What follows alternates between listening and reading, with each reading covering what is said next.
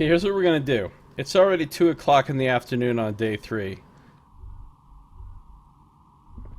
Yeah, I'm trying to remember who that NPC was and what they said about cows, but I can't remember now. We're leaving. We don't have a lot of time left in today, and we haven't even gone to the new area yet. And here's my concern.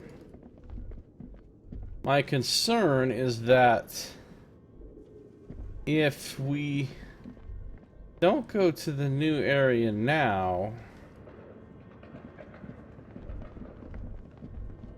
that we may miss out on some stuff. Like, what if there's things that go on in the new area on the first day, and then if you wait until the second day, something has changed? You know what I'm saying?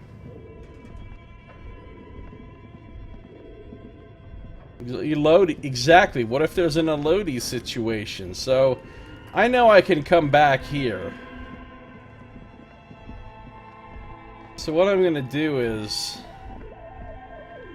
I'm gonna leave here for now.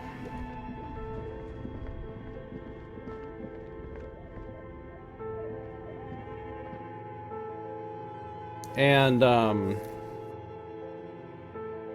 go to the new area. We could come back here tomorrow or whatever. Now, let's see, we came in here, we put the thing in the fridge. Found the rifle, we found this stuff over here.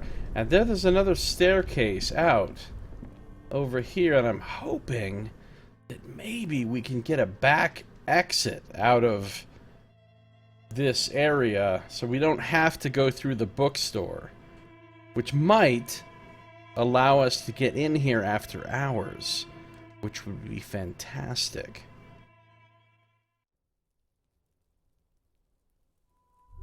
Oh, look! We can come through here now. Perfect. Does that mean I can just go back and forth now as I wish? Oh, good. So we can get into this whole area in here now after hours. And get out after hours, so we don't have to worry about having to get in and out of here before the bookstore closes. Okay, that's great.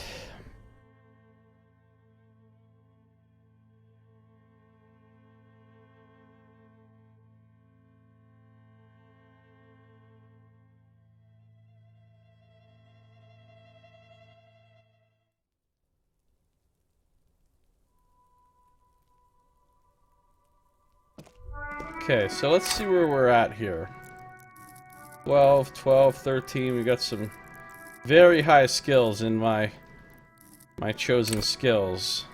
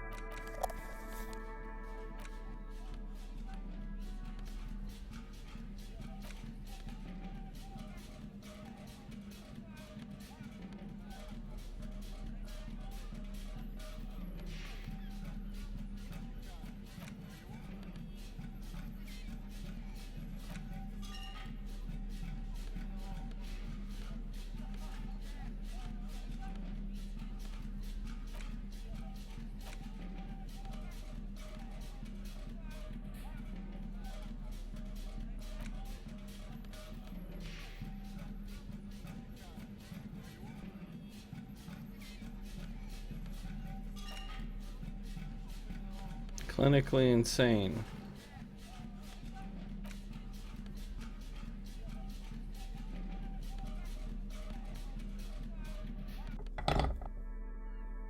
No more boombox for now. Okay, here's our situation. The cargo container door, the hangman perception, backyard wall conceptualization, mirror, encyclopedia and electrochemistry. The Horseback Monument. Gaston Rhetoric. C. Lang Rhetoric. Sunglasses Conceptualization. Measurehead Conceptualization. Tommy Conceptualization. Samoran Butter. Let's see if we can do something about this butter sign. And before Knox says butter. Window. The abandoned lorry. Physical instrument challenging. Wait, what abandoned lorry?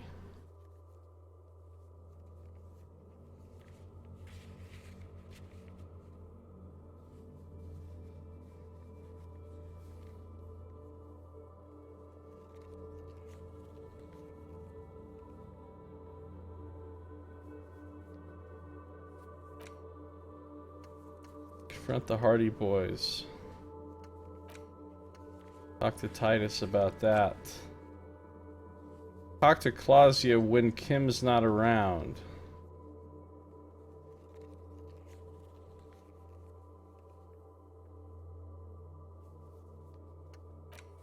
Talk to the Scab Leader.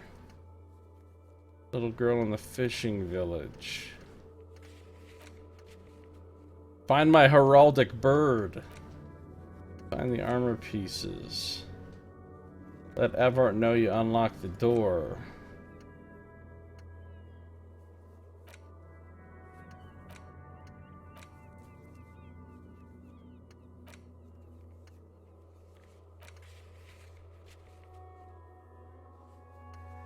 Investigate the doomed commercial area. Replace the lost bool. We could technically do this right now since we found the bool. Well, we found that ball in the other place that we could give to him. But I don't want to do it just yet. Still need to find a sad song on tape. Okay. I don't think any of those things are so pressing that we absolutely have to do them right now.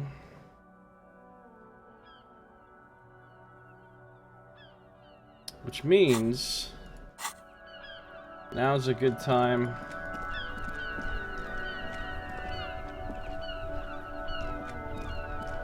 to go to the other area.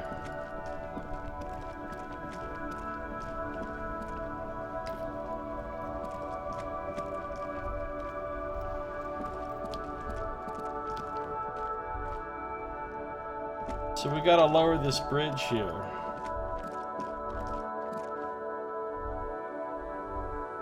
Oh hey, something changed already today. Do you remember when we came over here earlier? There were some dudes standing around here. Some kind of workers. And we didn't talk to them or anything, and now they're gone. Wait, the butter sign thing is gone? The butter sign thing is gone. Like, they must have removed it or something. We can't do the butter sign thing anymore. The fuck? The fuck?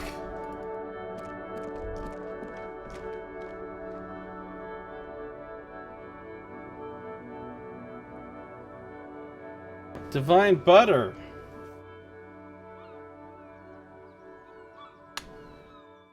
Out of curiosity.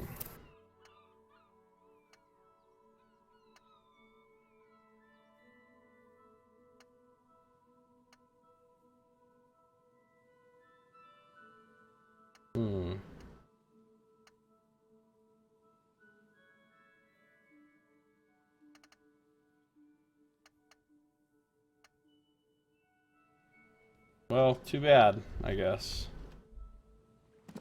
It's gone. Here's what I'm gonna do. I'm gonna save the game right now. With a new save. I'm gonna load this game. This is on day 3, but at 12:56. That's not that much earlier. Just see.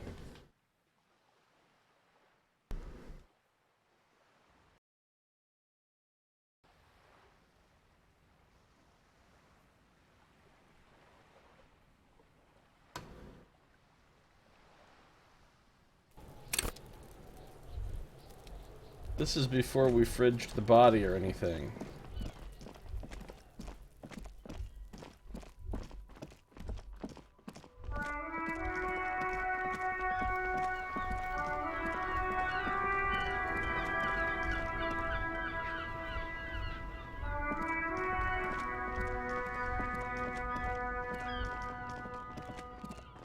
Hey, here's these guys. You can't talk to them. They're just hanging out. But look, the butter sign thing is still gone.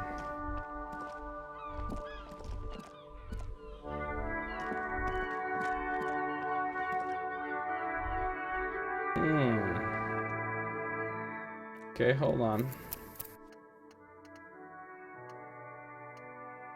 This is a game from this morning. It melted. Maybe. Maybe the sign was made out of butter.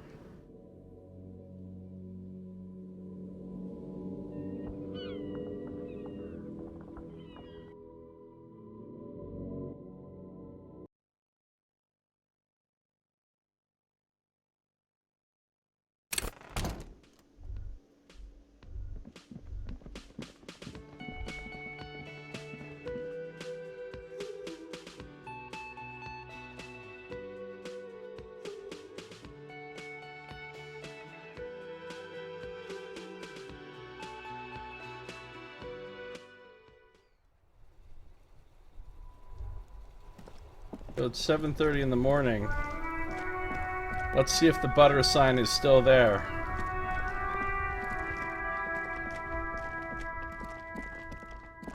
Well, here's these guys. Yeah, the butter sign's gone.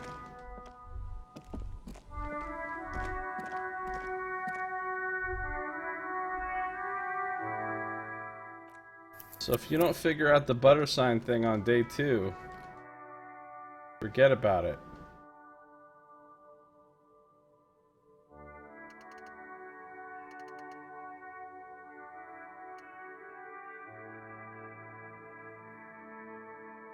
So here's day 2, late at night. Let's just go see if the butter sign is there. I'm very curious about this butter sign. You know, as one should be.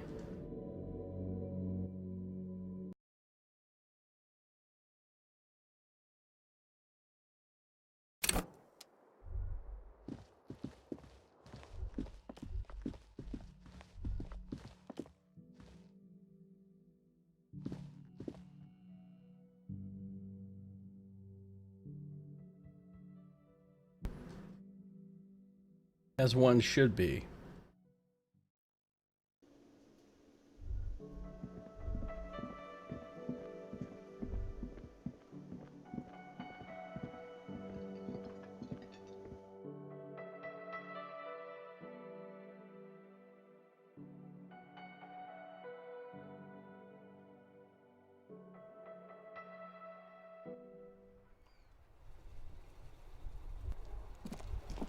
I'm just highly curious about the butter sign. I want to know exactly when the butter sign goes away.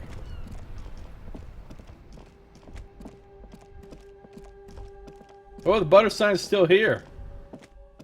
It goes away in between 2 o'clock in the morning on day 2 and 7:30 in the morning on day 3. I can't reconstruct it though. I don't have enough visual calculus.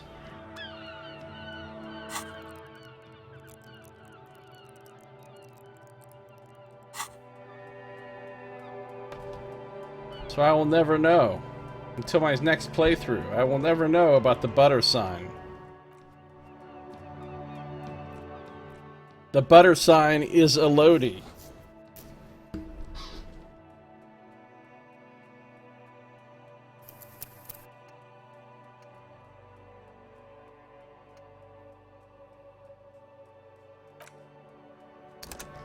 Hashtag remember the butter sign. There's probably a lot of things like that in this game that I never even knew about. Like things that I just never went to a certain area until past a certain time. So then things that might have been in that area were already gone and I never even knew they were there. Which is precisely why I'm trying to go to the new area right now rather than waiting till tomorrow. Alright. Let's do this.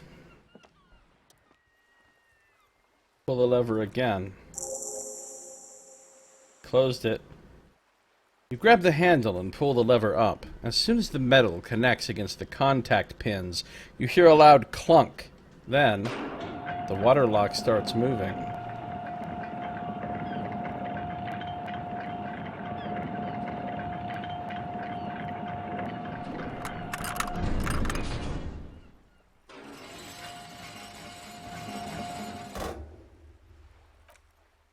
Okay.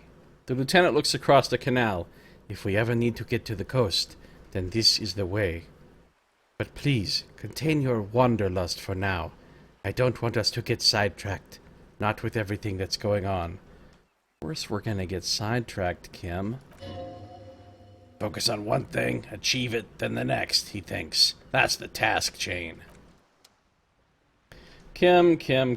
You just don't get it, do you, Kim? Yes? You just don't get it, do you, Kim? You just don't get it, do you, Kim?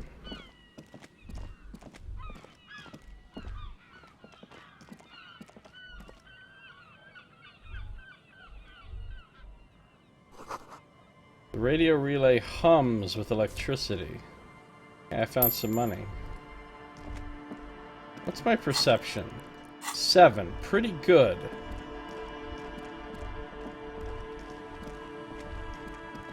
Just don't get it, do you, Kim? Traffic beyond the gate. More abandoned motor lorries. And I'm still on this one giant-ass map. I haven't changed maps. Maybe it is all one giant map, actually. Maybe there's not a loading screen between these sections. Maybe it's just one contiguous thing. I didn't think about that. Some magnesium. Good. The sign says no entry. Someone scribbled an inverted star on it.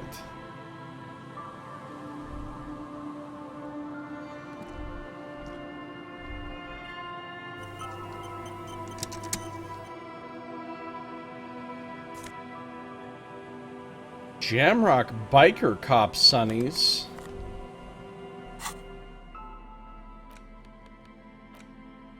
For taking your Harmel Ryu Supersonique out for a ride on the streets of Jamrock where your heart is buried. +1 empathy, feel the streets. -1 logic, leave the reason behind. Okay, that's pretty cool. I'm gonna stick with my shades of self-destruction for now, but those could come in handy.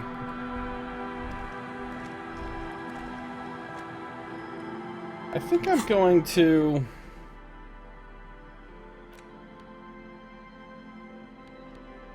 do some speed.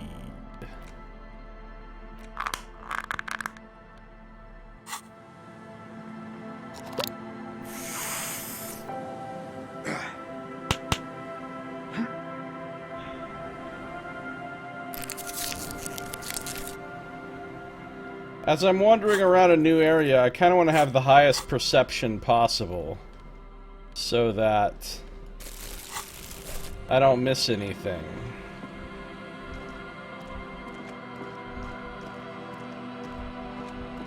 So what I think I'm going to do is I'm going to physically run around everywhere in this new area before actually talking to anyone. Because time won't pass if all I'm doing is running around and clicking on orbs. Time will only pass if I go into dialogue.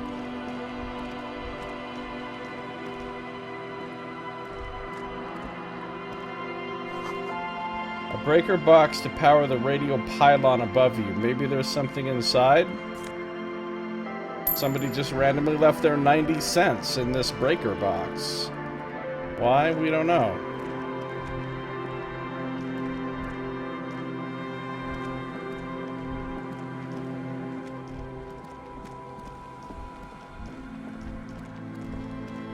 It's exciting coming into a new area. We've spent the last 30 hours of gameplay just over here.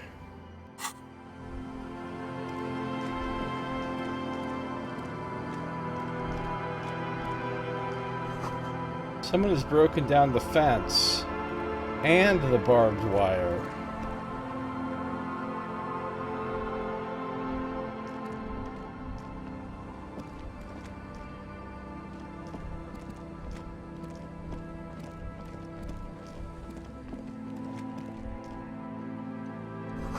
The swing is missing. No one's been here for a long time.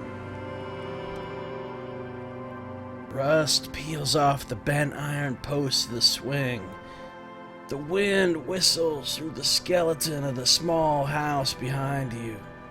There's desolation everywhere.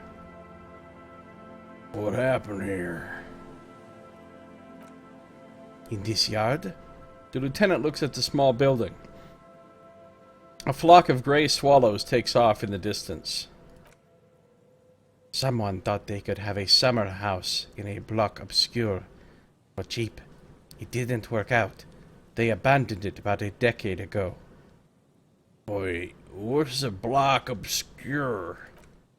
A black block, a part of the city left unrenovated after the war, or one that has fallen to gang violence, or has become inhospitable in some other way.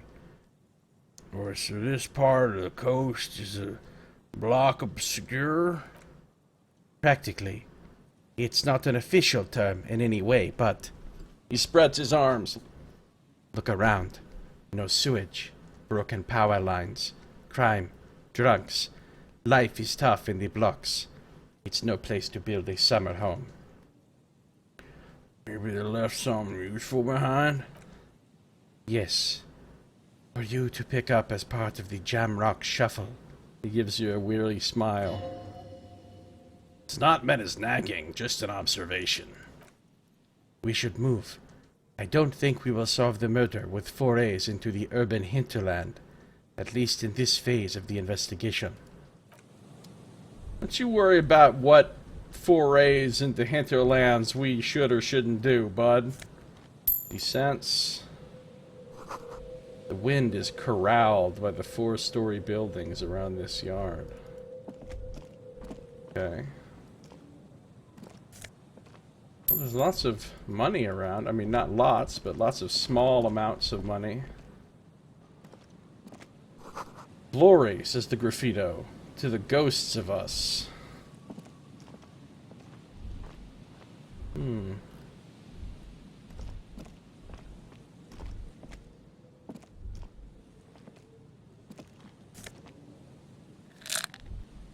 This is just free stuff area. Someone has left their music collection beneath the tarpaulin. Oh, I'm looking for a music tape.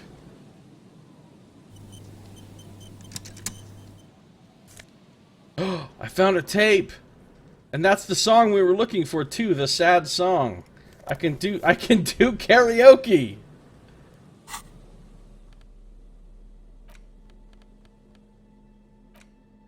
The tape he found from a shack on the coast. The A side has smallest church in Saint-Saëns written on it, while the B side is supposed to contain the instrumental version.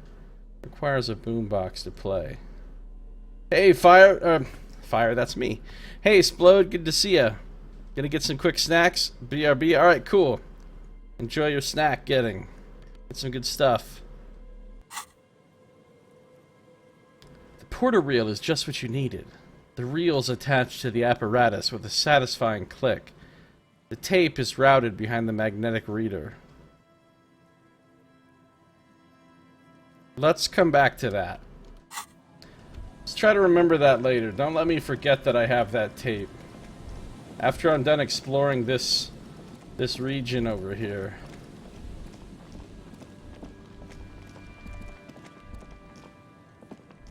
Hey now. Birds in the birch tree. Barely audible coos come from above. I can't go through here, apparently.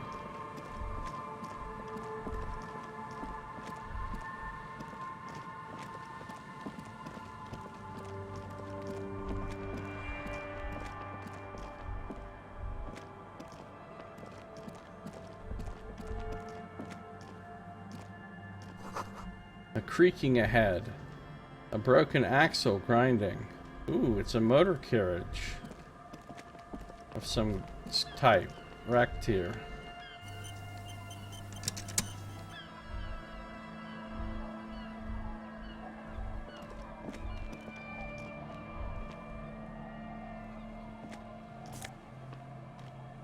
Banged up fuel canister.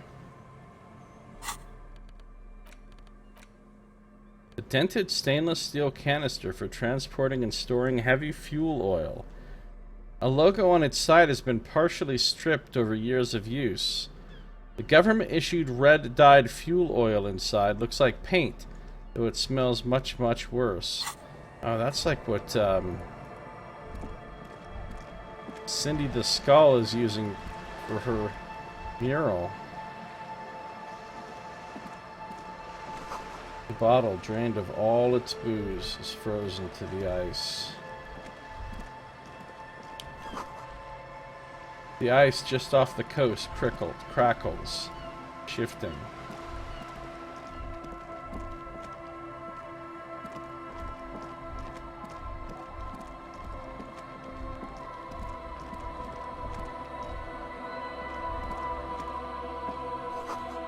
There's a boat tucked away underneath the tarpaulin cover. Footprints in the snow, they lead away from the accident.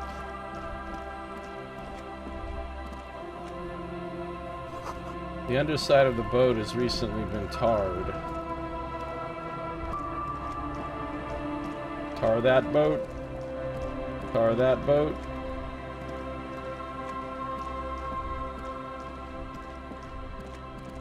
Tar that boat.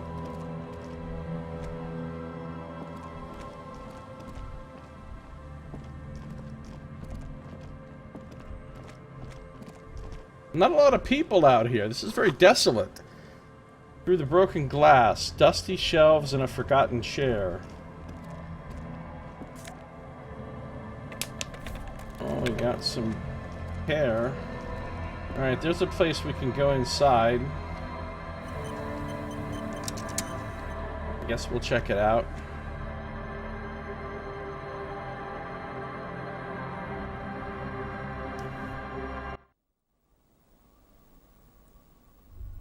Nobody in here. Cool breeze is enough to make the wall planks creak. Another postcard. Whole City, 08. This postcard depicts a forest of smokestacks releasing fat plumes of smoke into blue, cloudless sky. The tinge of age, the color of old teeth, gives it a sickly look. Written on the back is a single sentence, repeated twice. I got out. Got out. No addressee. Wow. It's not a very good place, that Coal City. Bow knot? Just found a bow tie. You're sure that wearing this tie is a statement. You're not sure what kind of statement, though. +2 to drama, theater kid. So if I wore that, plus this insane mesh tank top, plus this party dragon silk robe, I could get my drama up pretty high.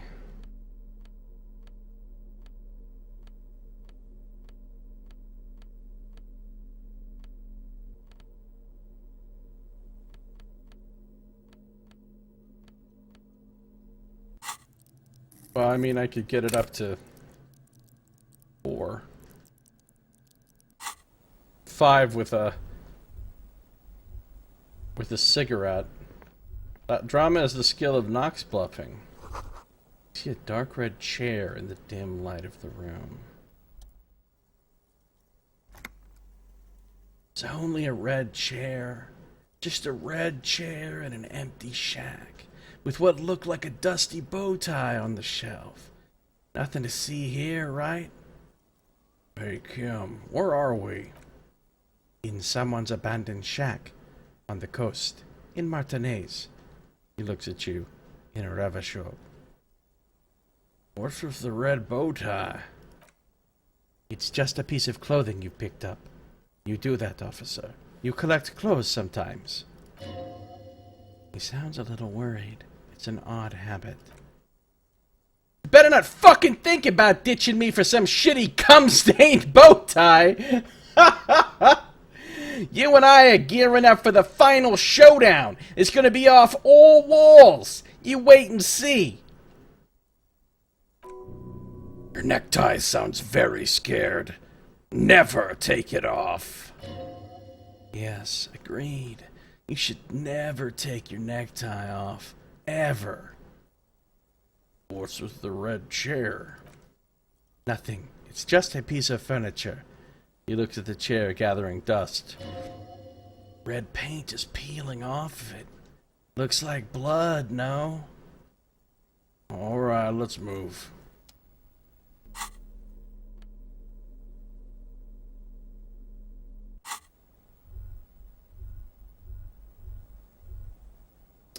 Out of curiosity, if I were to quickly look around this room with a flashlight, would I discover anything else? No.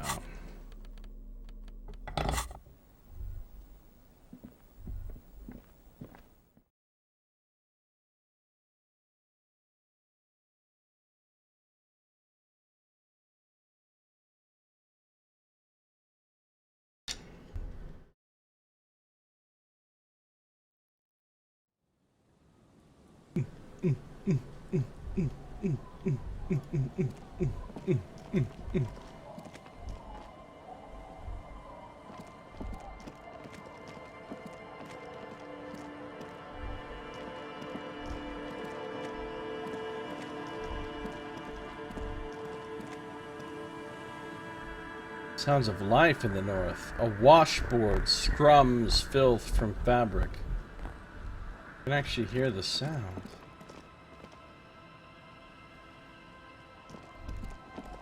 Ooh, there's people over here.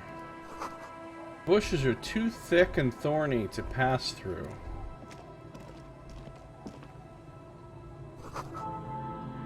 Cinder blocks, charred, a makeshift fire pit with magazines for lighting. Autosave. What? The worn and beaten wooden planks of the bench do not look overly comforting. The lieutenant looks down the street. We can sit on benches after we've solved the murder. Let's go. Okay.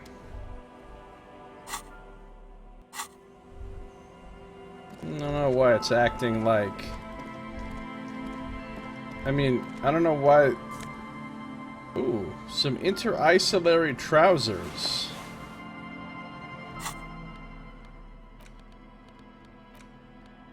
+1 to Kingdom of Conscience, Moralist pants. Tailored trousers in light brown, moderate in every aspect. They're absolutely unremarkable. In other words, perfect. You can see dust-covered linens, dried tulips on a bed.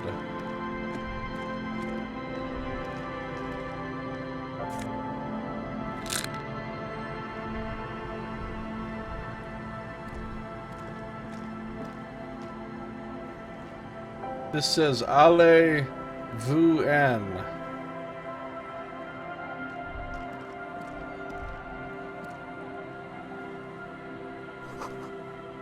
White curtains have been drawn shut. No looking in. A wedding stone, well worn and covered in rust. There's another person over there. Sularam Yang Manis. Just taking some money from whatever poor people squat here. Construction material. Whoever planned to build this house left in a hurry.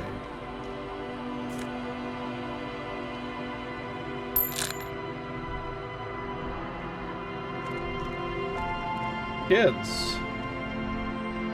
Like proper small kids, not like Kuno and...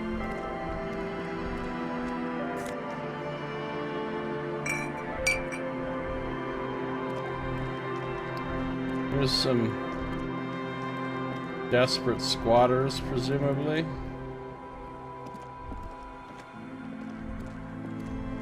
Whoa! What was that?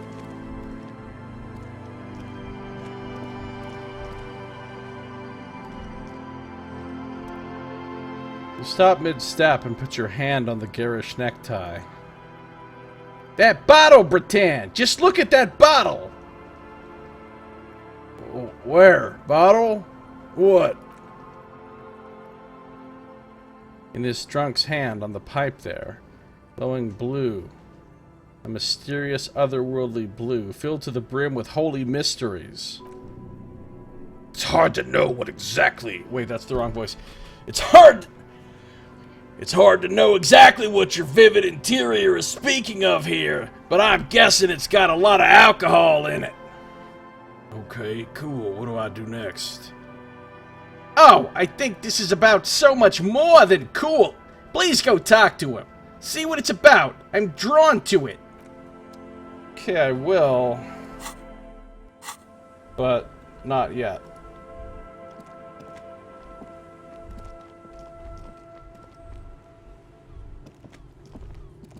Opening it with my eye socket again.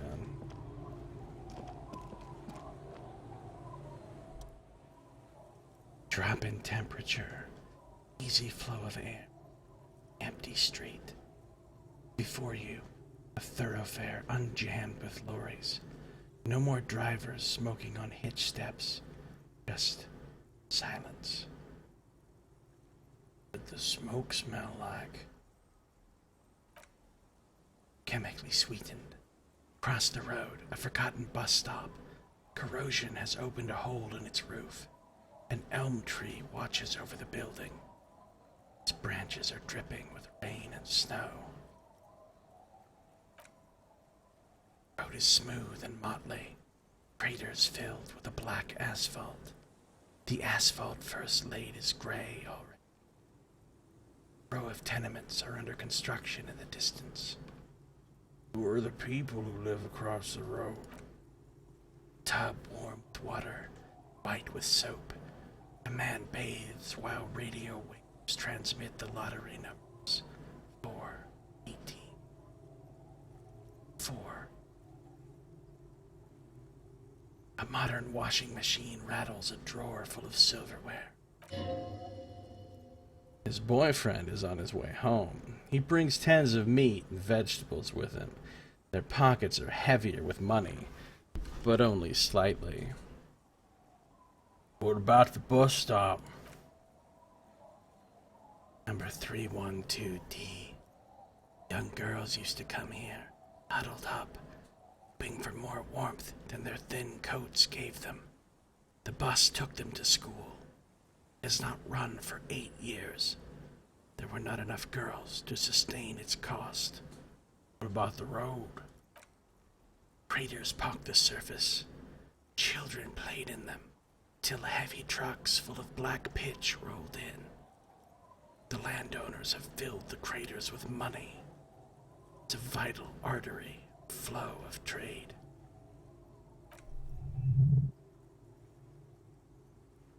There's one bump on the road. A dead dog lies flat about 200 paces away, right at the turn. Dead dog? Tragedy came from the wheels of a fast RMC vehicle, hurrying to work. The cold washes over you. The sound of the sea has grown distant. That's enough. Wind moves the aerosol. Detective stands behind the boom barrier. Breeze moves a curl of his hair. What's he even talking about? What's the boom barrier? This is the barrier of boom. Boom barrier.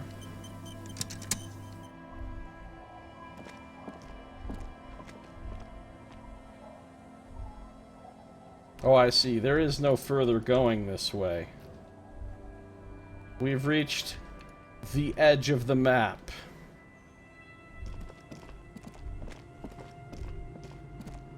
There's some kids.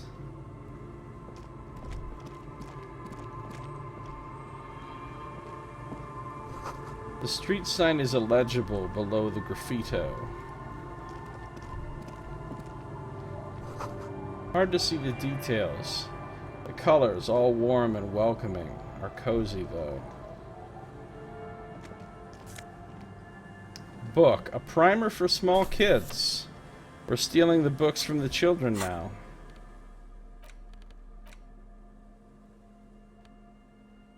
This looks like something from Broken Age. Grabbin' Gary. Remember Grabbin' Gary? A textbook for the first grade in primary school. On the cover, a humanoid bear is pushing a wheelbarrow full of letters. He's not doing a good job. The letter S is dangerously dangling from the cart, while E fell off a long time ago. Children should pay more attention. We'll take a look at that. A flower trough where nothing really grows. Maybe in spring. Take a look at that when the time comes.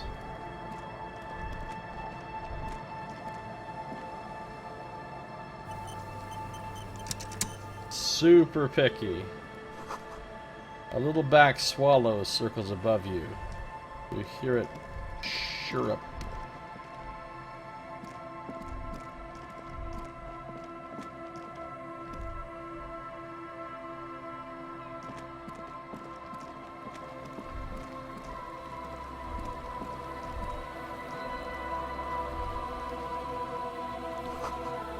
Beams are splintered. The bridge didn't collapse on its own. Artillery broke it.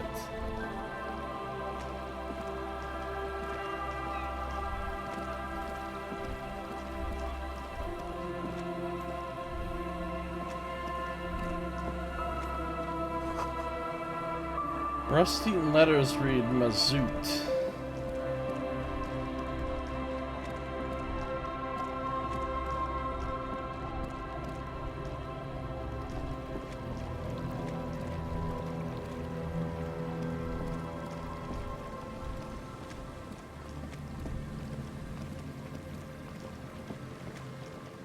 Hey, you're back, Explode. How you doing? Looking back at you from the rust-colored water. You.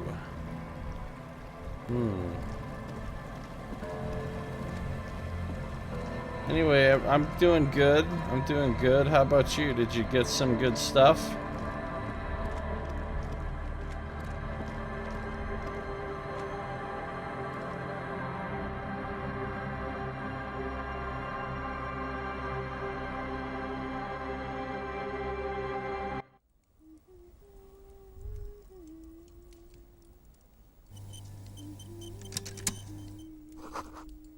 Feels safe and warm in here. Not like outside.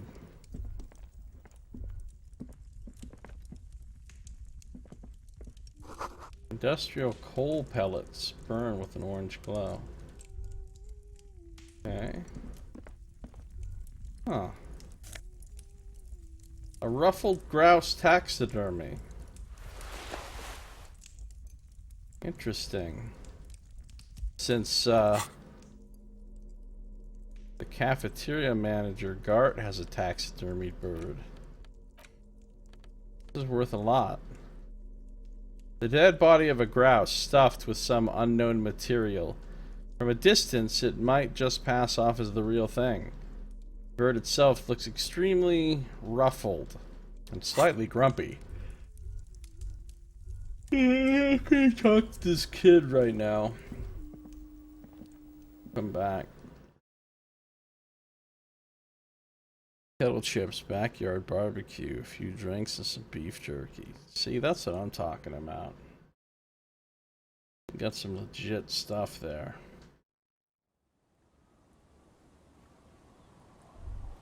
Those are some man snacks.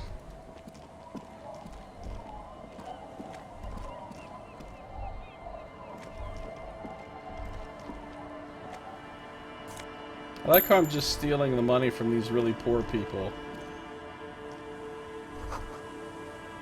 Can't see into the house from this angle. Inside, you hear the cozy sound of some kind of heater sputtering. It's locked tight. Oh, I just gained a skill point. What?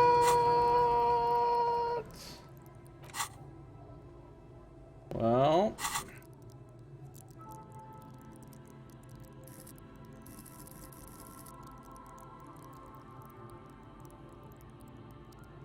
I'm gonna go ahead and finish out Inland Empire. Oh, turkey jerky, of course. That's what I assumed you meant when you said beef jerky.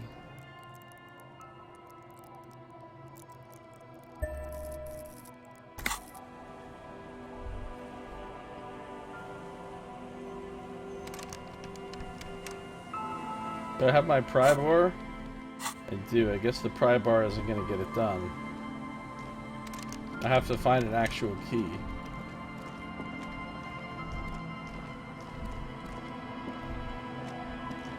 Somebody else I can talk to after I steal their trash. What are these? Wait, what? Something doing in the fish. God damn it. Oh, boots. Franco-Nigerian cavalry boots, in fact. Good old calf-length cavalry boots. Mount that horse and ride into the night. The heel comes in handy too. It definitely makes you some good 5 centimeters taller. But could it be that it is also making you sharper, more perceptive to your surroundings? Now that you've gained a new perspective, +1 perception, view from above. Oh, I like that. Now my perception is at the moment 9 with the speed boost. So I should be finding like everything. This boat is floating freely in the water, unmoored.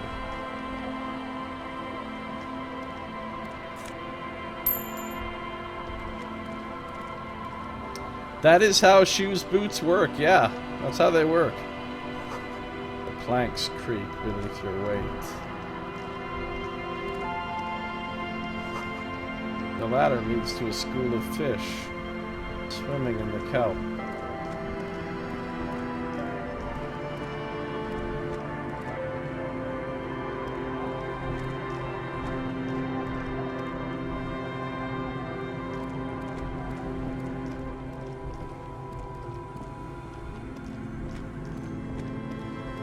That is how they work.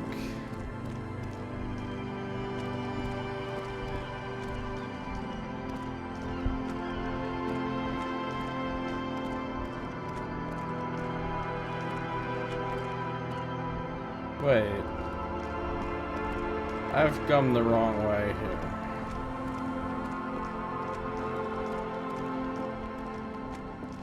I really like the fact that... Oh, I can zoom out so far. I really like the fact that running around doesn't use up time.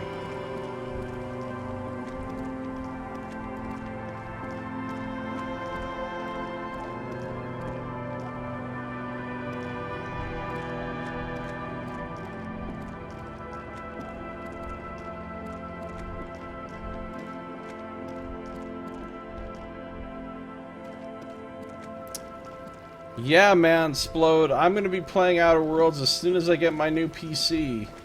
I'm going to get it on Game Pass for $1. Yeah, I was watching streams of it. I was watching co-stream it for several hours. It looks so good.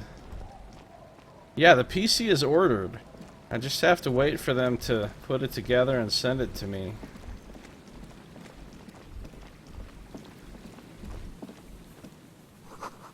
The rear tire of a motor carriage adorns these reeds.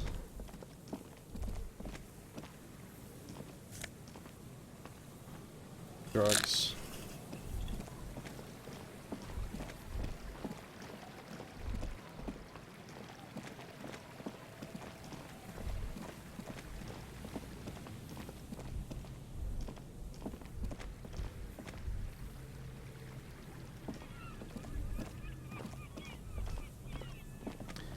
And there's some people up there too. So we've actually found quite a few people in this new area that we're going to need to come back and talk to. I wonder where we are. Come over here. You got this business. You got first set of shacks. Are we over here? I think we're over here.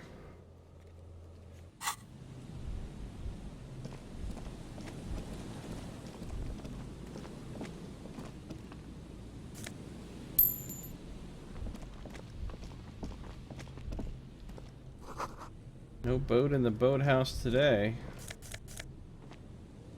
Hypno Gamma. Oh, some more sunglasses. We found a lot of sunglasses. Is your own stardom too dazzling for your eyes?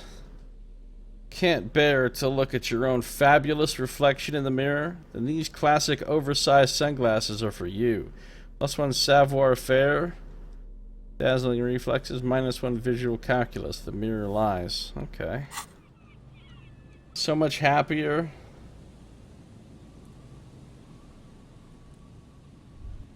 Yeah, Josiah's speed will be slightly faster.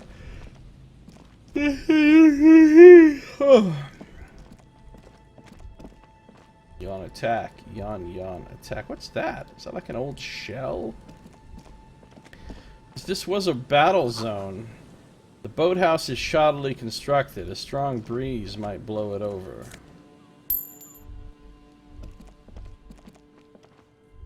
Okay, you can't go over there at all.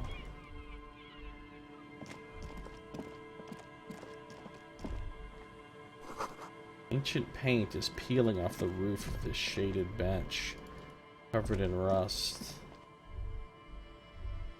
Okay, we'll mess with that later.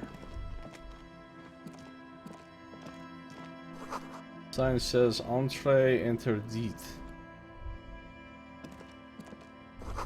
An old ticket taker booth, no longer in operation. People paid money to park here? No one would pay now. I see, this was a parking lot.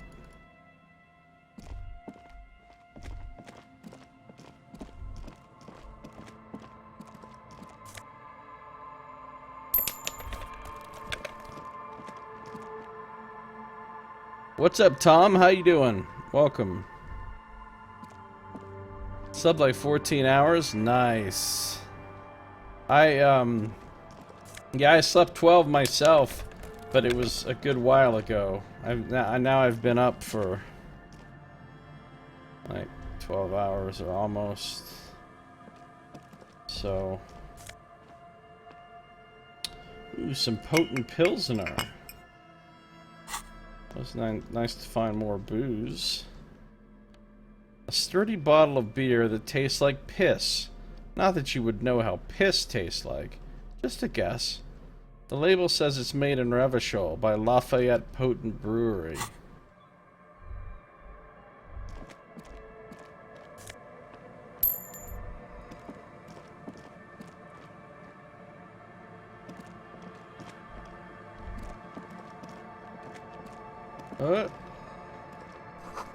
The boards crack dangerously as you run. Be careful here. Oh, maybe I shouldn't run in this area.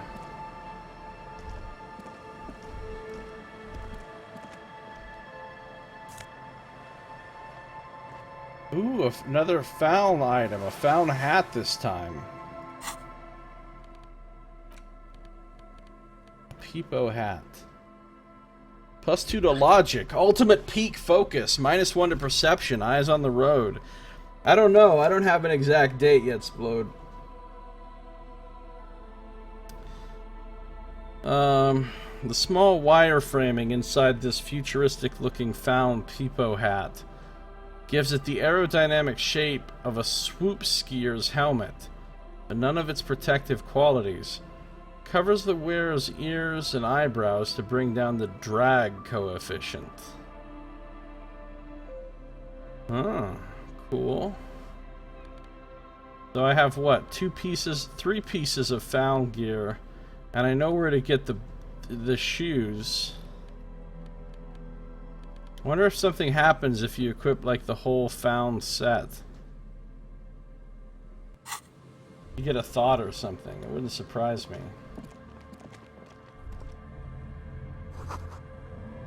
The door is not only barred shut, it is inaccessible. So whatever this big building is, doesn't seem like I'm ever getting in there.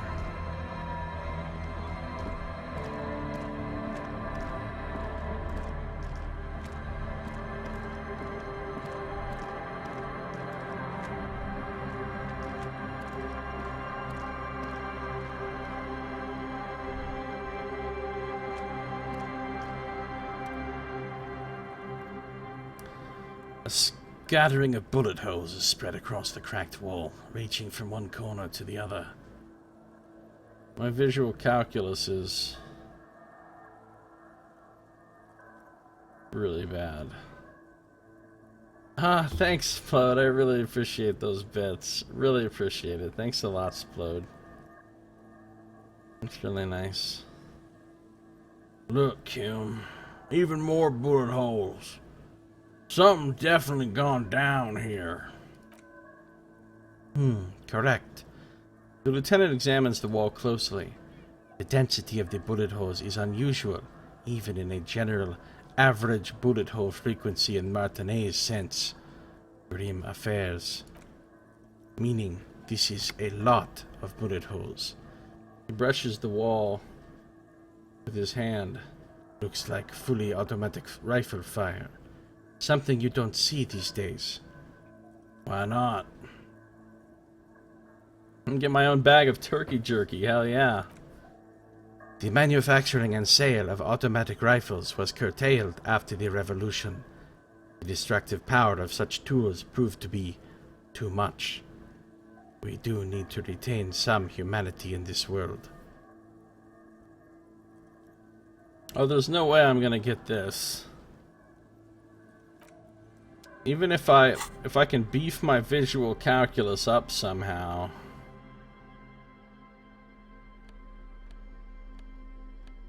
I could get a +1.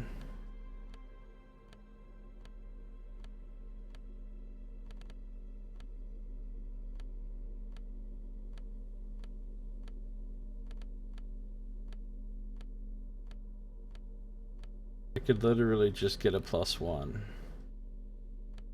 Hypothetically, I could smoke a cigarette, and then I'd have a total of 2, which means I'd still need to roll double 6s to get it. So, calculus.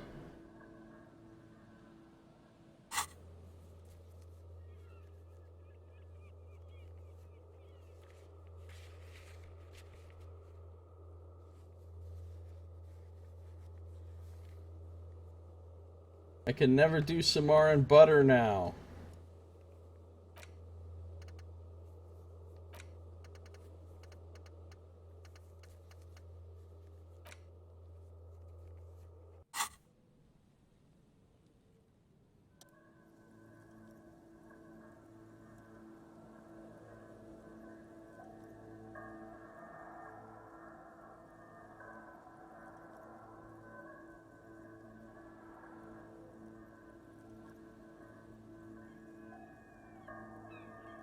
Why this many bullet holes? Well, let's try it anyway.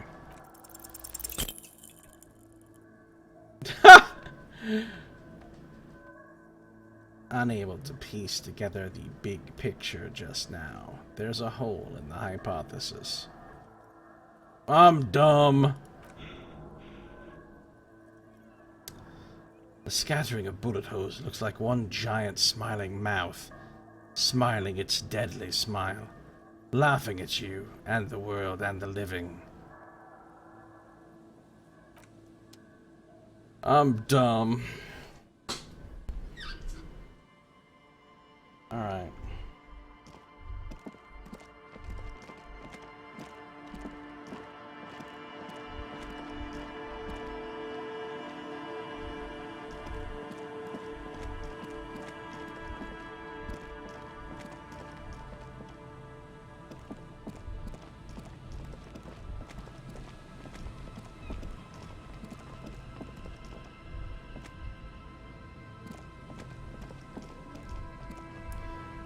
some more people out here.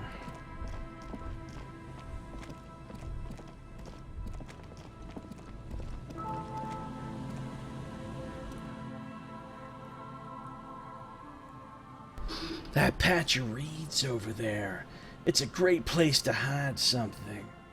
Kind of out of the way, being so close to the water. Boy, I can't see anything interesting. You don't have a reason to. Yet. What is this about? Nothing, just a hunch. The hunch pass is leaving you there by the old buoy bobbing in the water. Time to go. It's a hunch. A buoy bobs in the water. The number on it says 11. Maybe I'll find something there later, when I have a reason to be searching out here for something.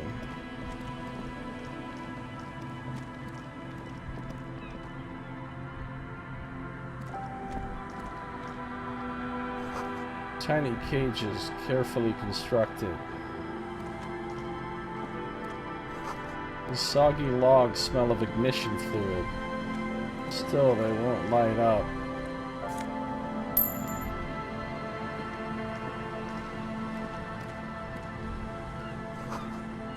These heavy military blockades are riddled with bullet holes, crumbling.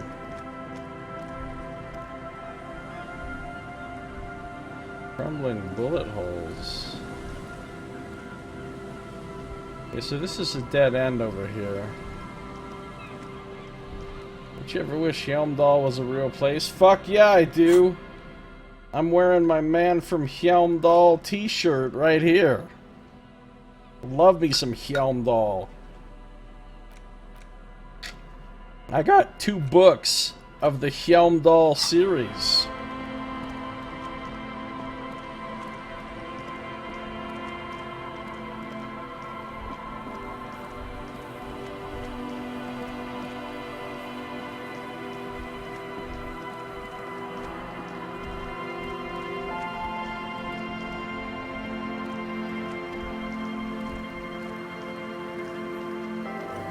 You know who my favorite character is?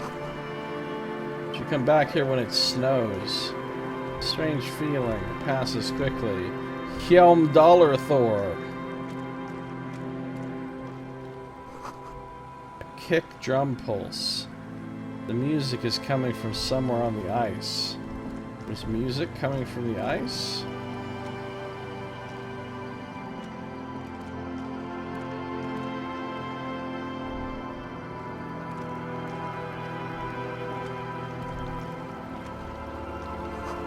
A school of fish huddle around the fence post, then scatter into the dark.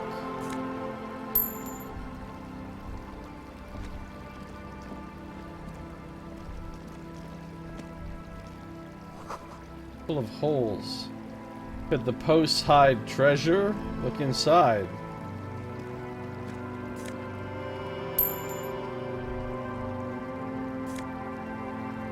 Holy shit, these posts have mad treasure in them.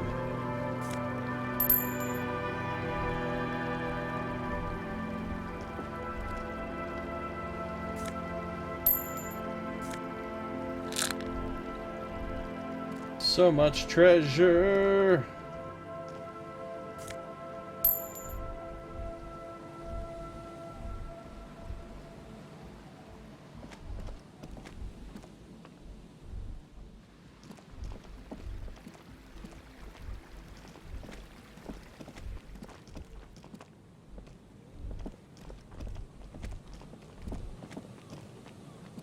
Oh, I think this is the church they were talking about.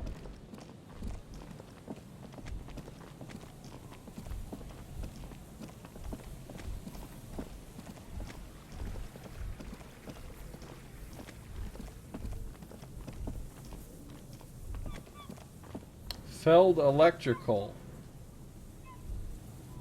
Then some shit in French. These people are sitting here looking at it. Another power box. It charges nothing now. It's empty. Necessity-driven architectural design at its finest. Wow, I'm finding all kinds of money out here.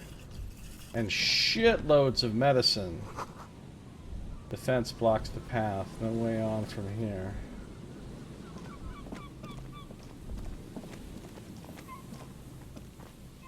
You have a strange notion about that area.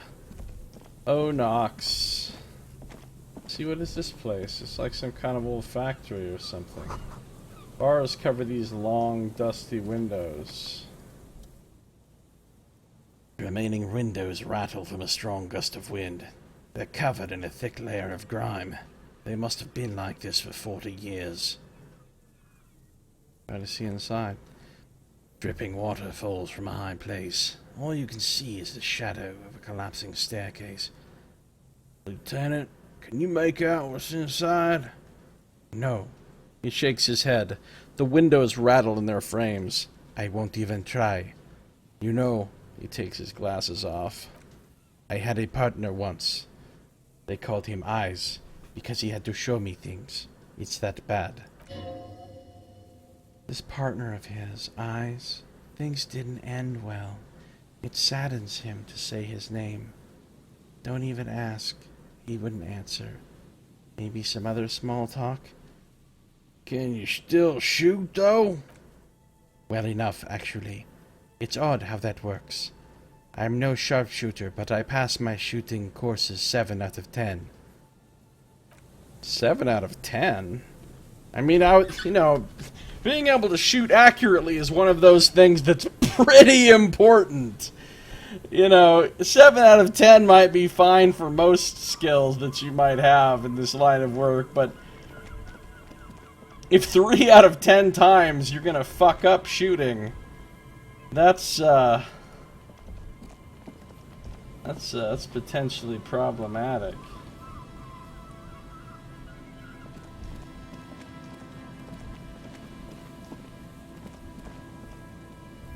Yeah.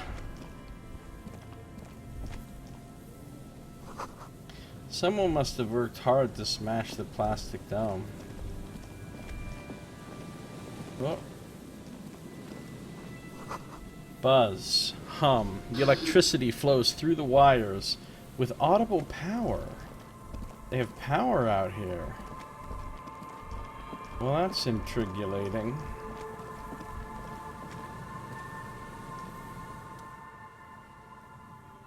Oh, it's a payphone. Let's leave that alone for now.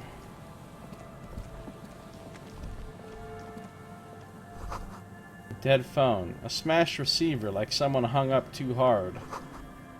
You can imagine why. Calls become terrible sometimes.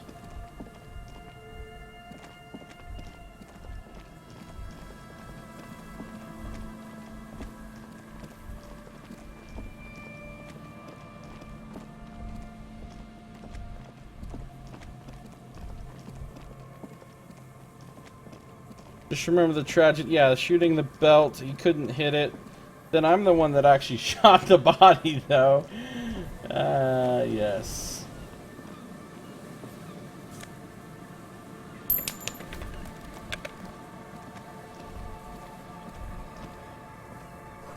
A makeshift roof. Vagrants have tried to make the boardwalk habitable.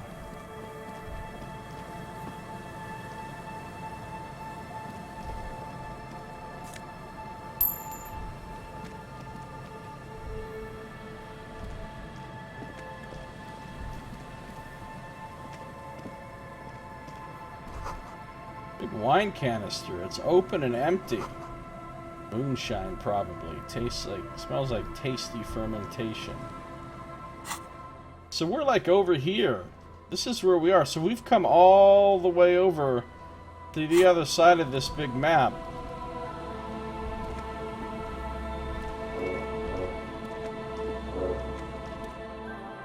The smell. It's awful and familiar.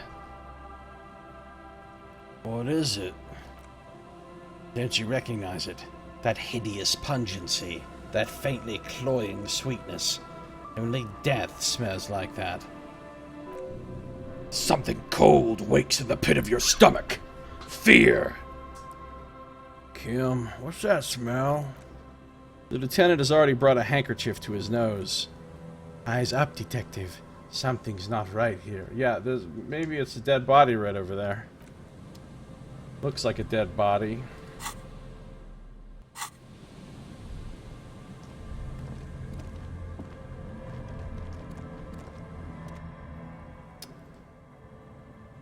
Leave the trash can alone for now. Let's leave this dead body alone for now.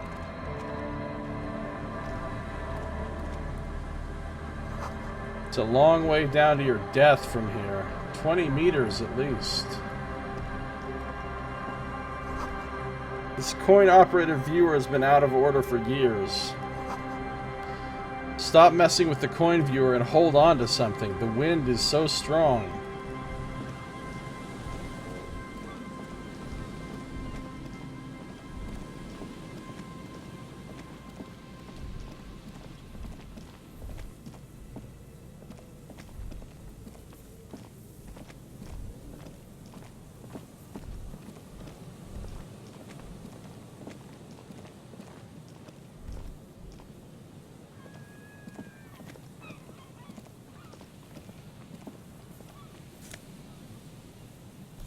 Another postcard. Couron 33. This one has hell written on its back. It could not be further from the truth. It's the boom years, and Couron, the nicest district in Ravachol West, is enjoying a sun-drenched day. Tall and handsome buildings rise from the riverside. Steel, iron, and yellow limestone with cloud shadows sliding on the facades. Place doesn't sound too bad.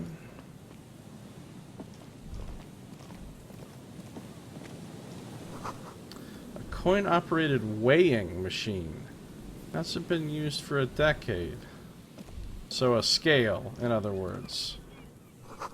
Vagrants have recently painted the tarp red. Water drips from it. Wow, +2 encyclopedia. Mega Binos prescription lenses. Whose idiotic idea were square and beige plastic frames anyway? Beige is a color that does not look good on anyone. Not to mention that seeing the world through these exceedingly thick lenses feels almost nauseating. To encyclopedia, discover your inner bino. -4 perception. Nausea-inducing hell glasses. Okay. I'm not going to be in a big hurry to put those on.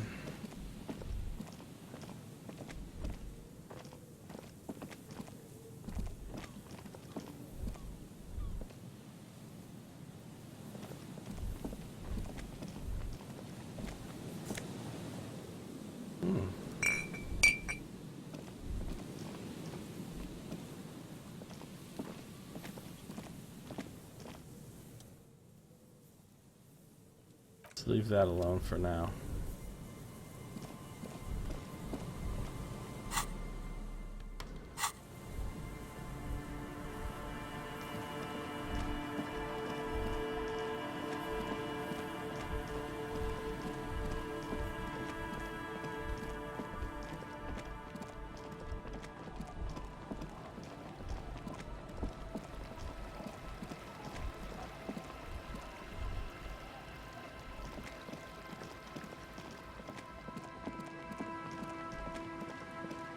Oh, you can sneak through here.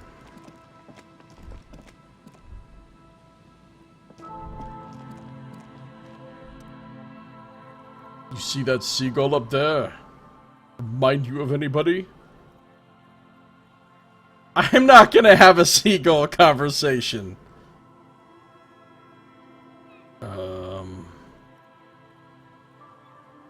Me? Exactly. Why am I like a seagull? Think about the seagull's story. It's one of endurance and adaptation. The seaside was paradise once. They were birds of that paradise. Then their paradise became Shit City. And what did they do? They became urban survivors, eating burgers out of trash cans, killing and eating pigeons. No time for that sentimental bullshit. They're hustlers, getting shit done. They're one pair of track pants away from gangsters, just like you. Fucking hustler seagulls. Now I've heard it all.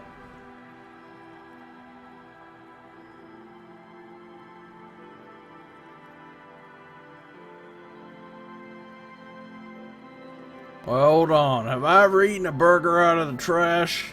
You have. The body remembers.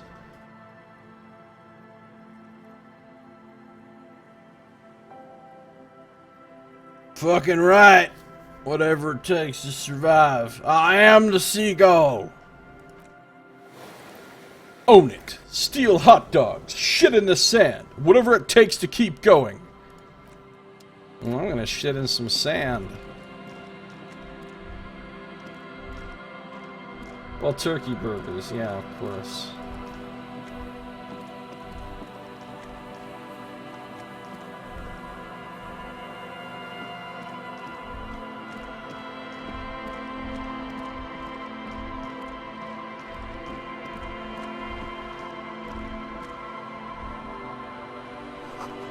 Must have taken a lot of patience to do this. Stacking those stones up like that.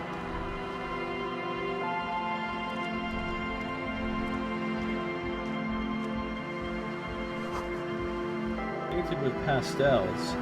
Someone is trying to bring cheer into the world. It's good. Cheer is good. Trash from some unending party. A pole screwed into the ice keeps the tent erect. More tribalistic markings. This post is covered in little humanoids. This is someone's home away from home. Just like yours.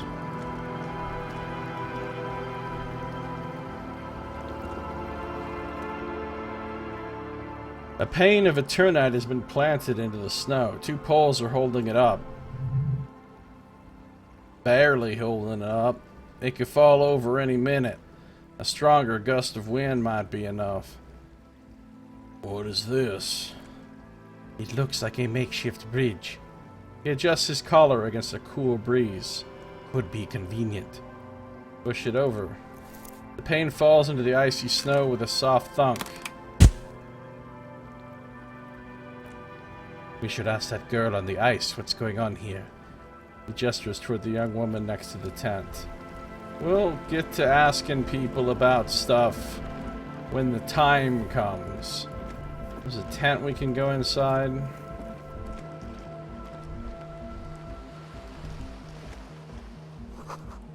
Yellow moss on these stones. They're probably stolen from someone's garden.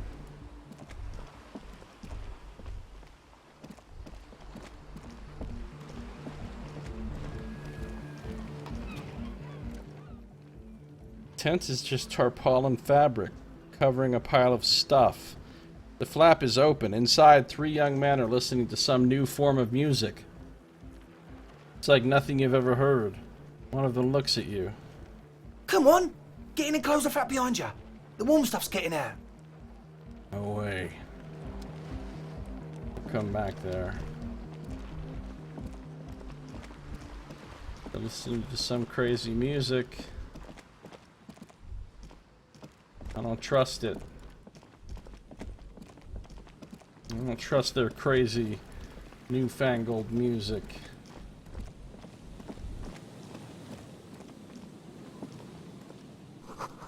Feel the shadow of a very large building fall on you. Side reads Sunbrunn 1147.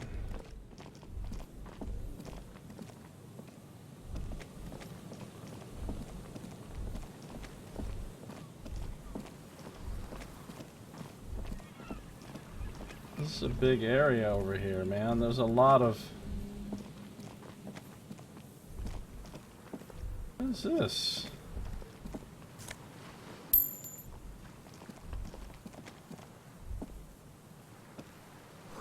These rusty gear used to turn the whole machine. The chain trails off into the ocean to who knows where. Barrel has been recently discarded. Still smells of fuel oil.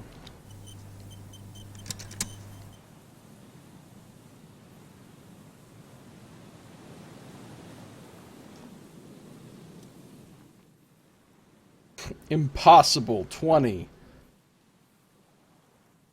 An old door worn by elements guards the depot. The wind has blown a sand dune in front of it. The door hasn't been opened in a long while. See a handle. You need a lot of interfacing. A lot of interfacing. And it's a red check. A red check. So you can't even retry this. You literally have one shot to open this thing, and it's hard as a motherfucker.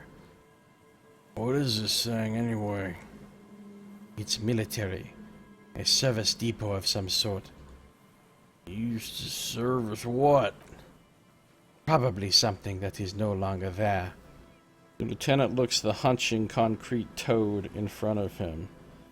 Yeah, we're gonna leave that the fuck alone for now. You have 11 interfacing and you messed up on that check? Oh man. That sucks. Well, that'd be a save scum situation.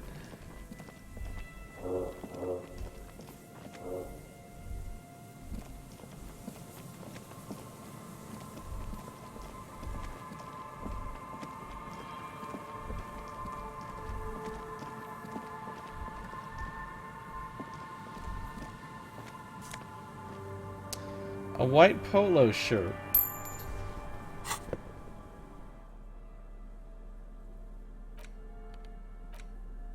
Dress 1 rhetoric. What's polo anyway? -1 empathy. No, really, what the hell is polo?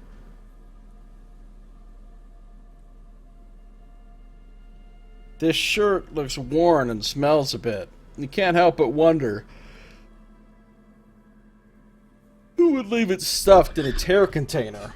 What kind of man would even wear a polo shirt? This might be one of life's mysteries that will never be solved. Indeed.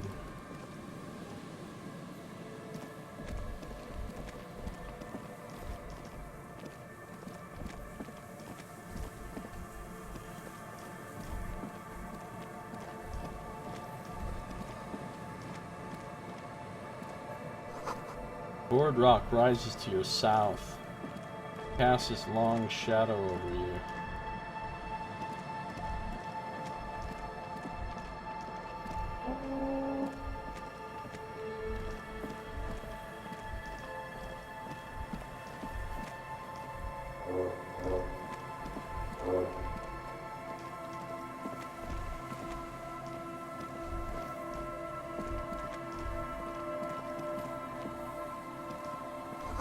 Cigarette butts cleaned away under a rock. Brand Teomutiri. You take a mental note. Teomutiri seems important somehow.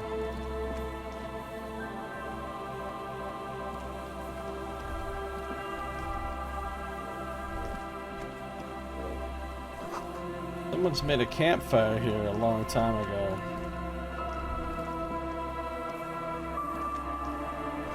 A rusted, broken control box for the radio relay tower. This ladder is too rusty to climb. The sea air has eaten away at it.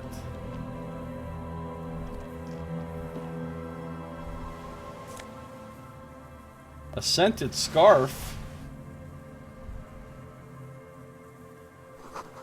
Kindly inlets there, off in the far distance where the coast trail toward, presumably,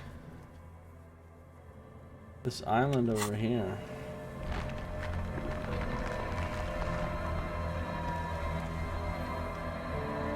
Scarvation?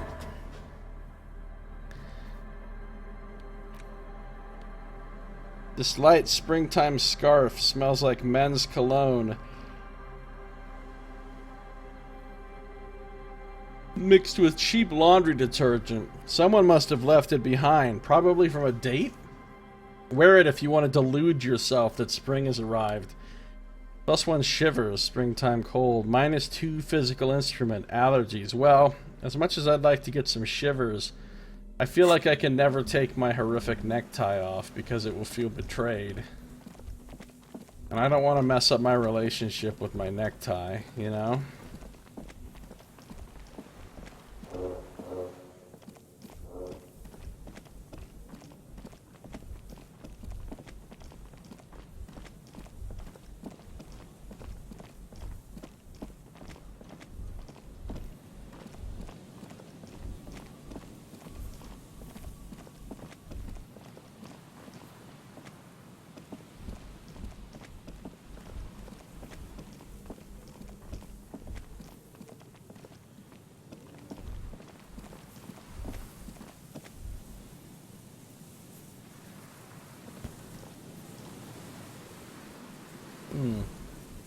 So we can't come over this way anymore.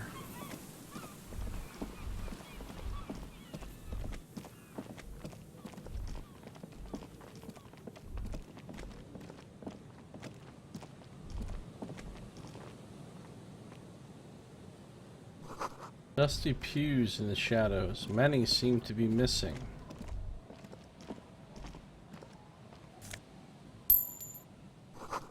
An altar shrouded in dark. Or something like that. It's too dark to tell. How we doing on my drug buff? 33 minutes. Cool.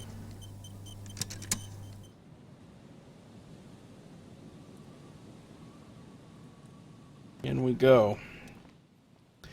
Church doors. Heavy wooden doors more than twice your height stand shut in front of you. The rectangular sea-worn ornamentation appears in stark contrast to the padlock carelessly drilled into the wood.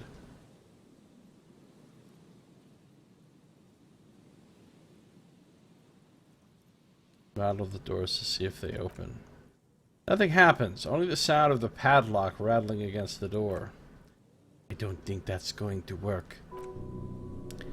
High above, the wind wraps the church in its rush.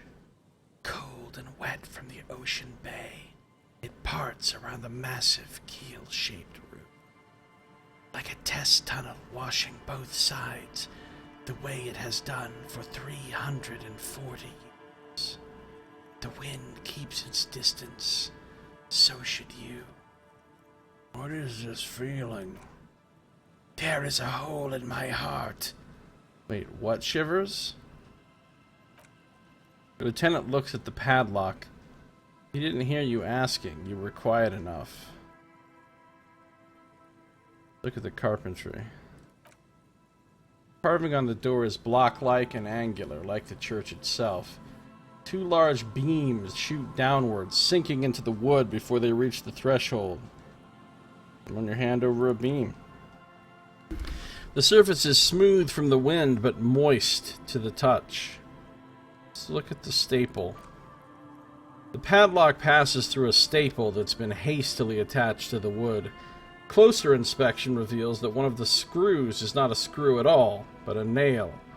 The work has been done recently and is unprofessional to say the least. Look at the padlock. This cheap-looking padlock is sturdily built. It shackles together a hasp and a staple screwed into the wooden door. The lock is adorned with a yellow sticker. Look at the sticker. You see a yellow circle with two X's and a big curve below them that looks like a mouth. You're pretty sure you haven't seen it before, but what the symbol depicts is clear enough. A smiling dead guy. The curve makes it smile and the X's make it dead. Have you seen this symbol before? He takes off his glasses and uses a blue handkerchief to thoroughly wipe them clean before inspecting the sticker. Then he looks up, pauses, and replies, "No." What does it look like to you? Looks like a dead man smiling. Suggests junior delinquency. Okay. What is junior delinquency? For Revachol, SAR, The moral intern defines junior delinquents as minors between the ages of 10 and 16 who have committed an act in violation of the law. So, Kuno and Kuno S, in other words. These acts aren't called crimes as they would be for adults. Crimes committed by minors are called delinquent acts. This was part of your officer's exams. He puts the handkerchief in his coat pocket. What is suggestive of junior delinquency here? I haven't seen that sticker before, and I am not a youth. 58% chance to try to peel off the sticker without ripping it. Let's hold on a second. Do I have anything that will aid this effort? I don't think I even have a single item that will add to interfacing.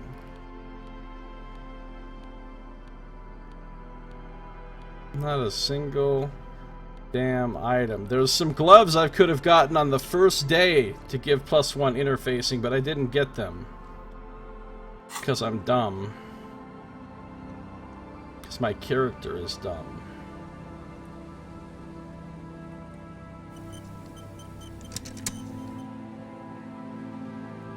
Well, we're gonna give it a shot.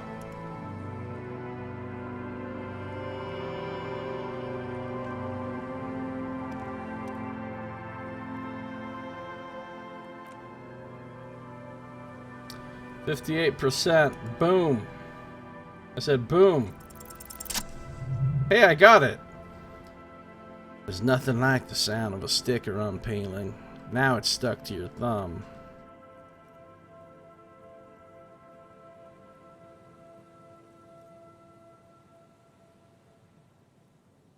Put the sticker on your ledger, right on the cover. Secret task, style your paperwork. Voila, looks very modern. That was a secret task, apparently.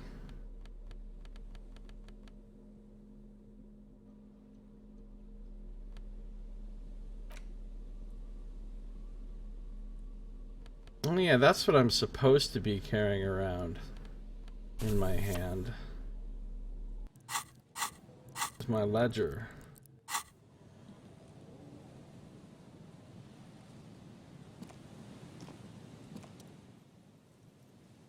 Well, I guess there's nothing we can do with this church for now.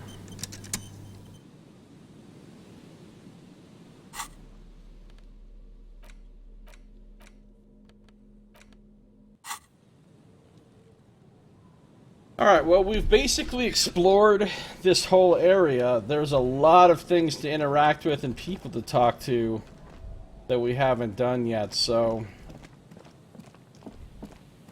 it's time to go take a look and see what I could have interacted with, but I didn't.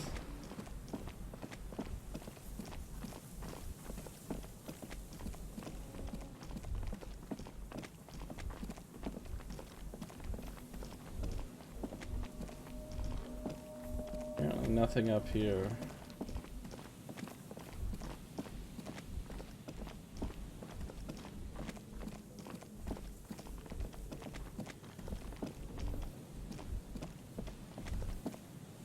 There's the, like, super difficult to get into bunker, but it's not gonna happen. I could save scum the 3%. That would take all of the time there has ever been.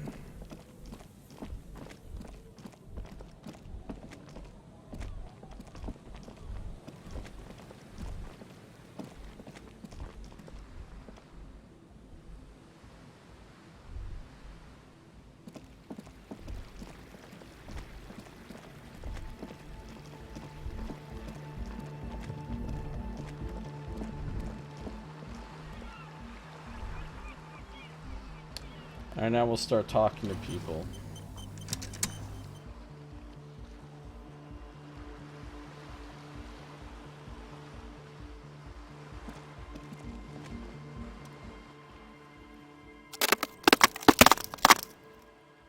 A shaggy-looking girl in her late teens or early 20s kneels on the ice with an electronic contraption in her hand. Hearing you approach, she looks up. Oh, hello there. It's cold out here. But she's not wearing a hat. She must be freezing. Everyone knows drugs make you invulnerable to cold. You bet this one likes to party. So, you want to party? What? She looks up at you confused.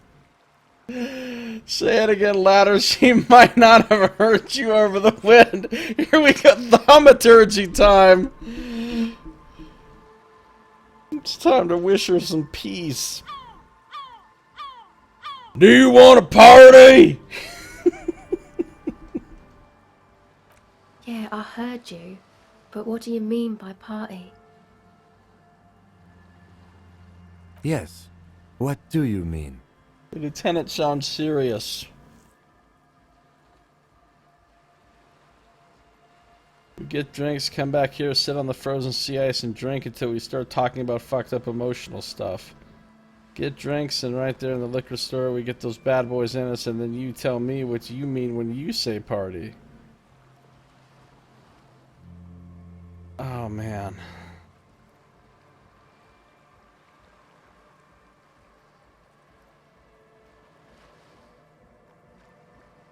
What's up, Photon Joker? How you doing? I mean, we buy drinks, and right there in the liquor store we get those bad boys in us. And then you tell me what you mean when you say party. Thing is, I haven't said party.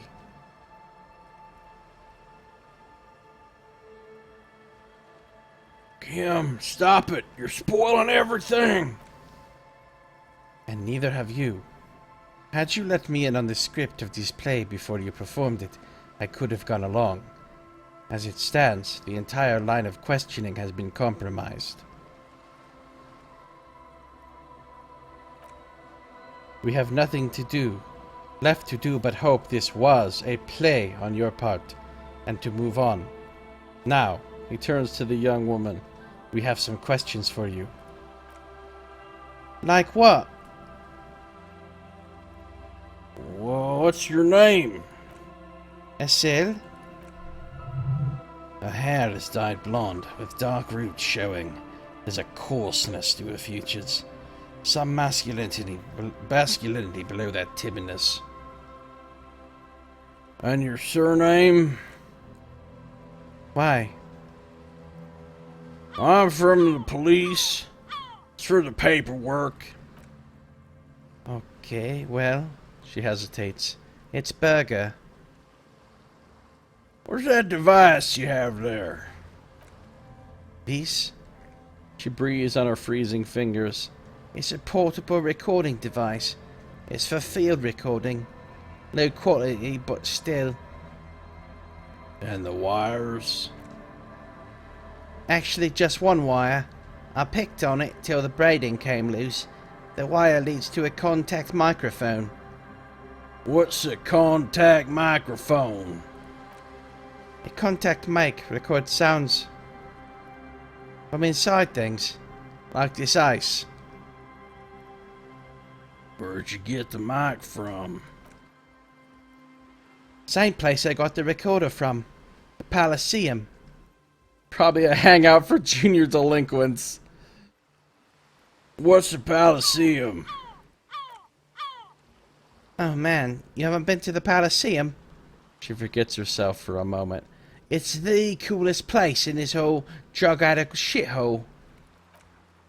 It's a music club and a synthesizer workshop on Boogie Street in Shamrock. Musicians live there, like real musicians. I once saw Arno van Eyck.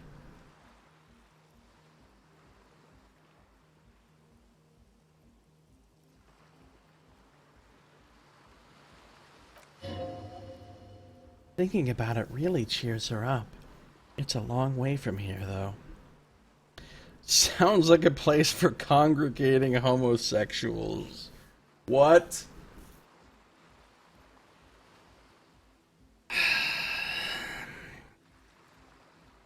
Sounds interesting. Who's this Arno guy? Oh, yeah. She looks you over, assessing your age. Guess you wouldn't know Van Eyck. Or really be a Palaceum going kind of person. I get down. This is like Dr. Evil. I'm hip. I'm with it.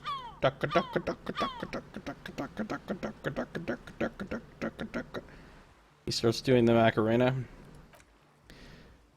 I don't know what that means. I grind.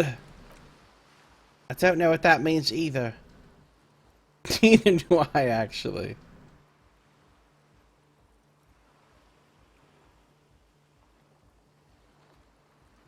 Nor do I, but I have concrete evidence that I rock in the form of a wrecked tape player in a completely trashed hostel room.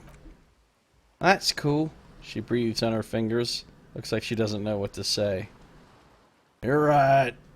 Time has deserted me. Damaged morale. She looks at you oddly.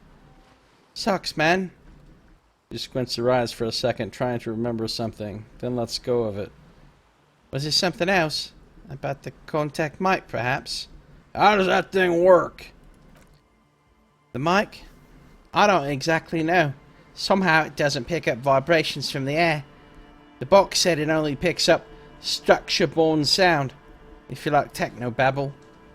Actually, I have some non-mic questions for you. Okay. What are you doing out here in the cold? Recording, I guess. What is it you're recording exactly? I think I'm recording cracks in the ice, but there's no way to tell. Not without headphones. I think I just recorded your footsteps too. Not sure how that was... Not sure how that will sound. She scratches her forehead. Wait, what happened to the headphones? My boyfriend sold them. What for? I don't know, man. Things. Just stuff you need for life. Drama failure. Everything checks out, sire! And what are these recordings for? Cracks or footsteps? The musicians in the Palaceum use them for making music. They loop the stuff, cutting the tapes together. They make music out of cracks in the ice and keys jangling. Crazy sounds like that. It's hard to explain. Just nod. Anyway, I thought I'd make some too. It's supposed to be like a music place anyway. She rubs her shoulders and looks around. The girl is cold all of a sudden. Very cold. I don't really know what I'm doing. They use synthesizers too. I don't have a synthesizer. She looks at the recording device. The thing she thought would fill her hours with joy and escape. It's turning out to be an empty fantasy. She feels childish, very useless all of a sudden. She's on some kind of stimulant, amphetamine or mephedrone, and its effects are wearing off fast. She'll begin to experience more and more valleys now, and fewer peaks. Take this, you're cold. The lieutenant begins to take off his jacket. No man, fuck that, I'm cool. I'm sorry I said that. I'm sorry about the fuck. It's okay. The lieutenant backs up. He throws you a glance. Give her your hat. Which hat? You said it's supposed to be a music place? What is? That. She nods toward the church. The boys think it could be a place. Like the Palaceum or something. Stupid. It's really... She pauses. Well, not gonna be a Palaceum, that's for sure. The boys? Yeah, Andre and the guys. They're inside. In the tent. I have some other questions. Go ahead.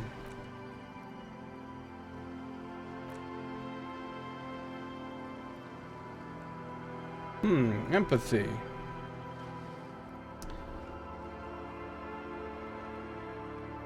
Tell me more about this music place you've been planning in the church.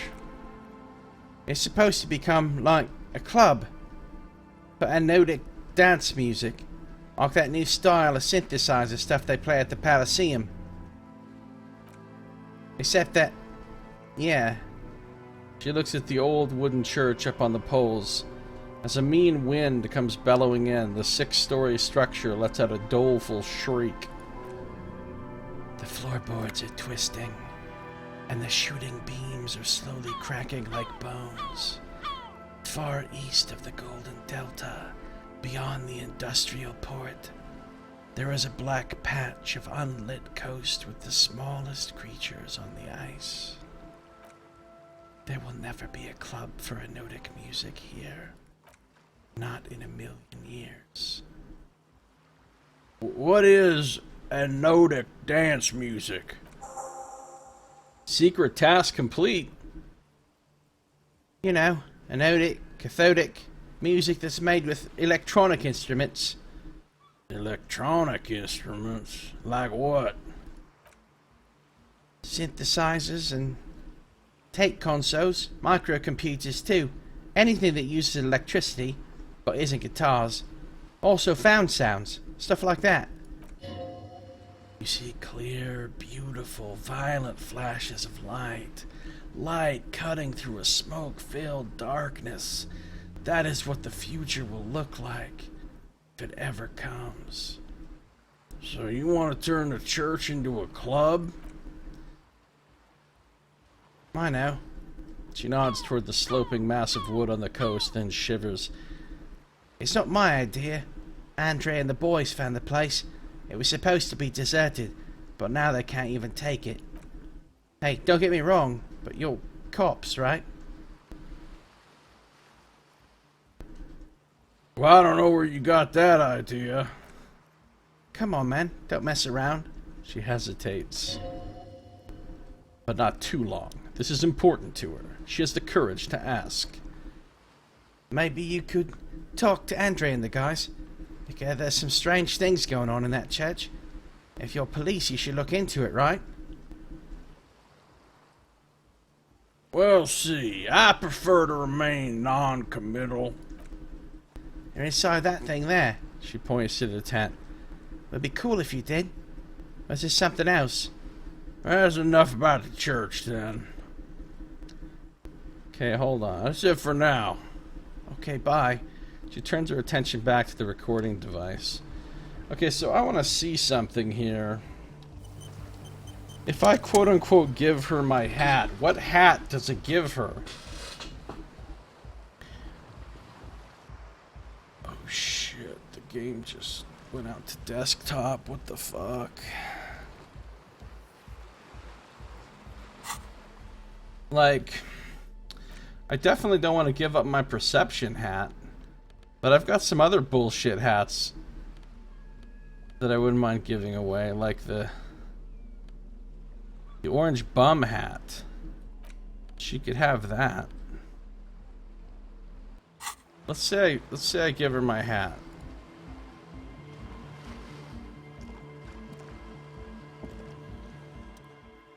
Hello again.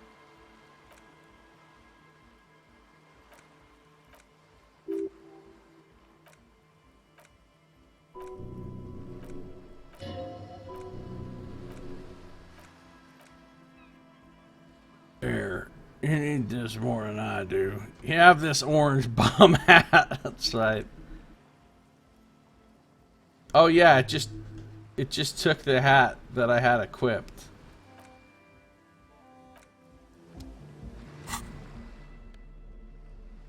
Unacceptable, so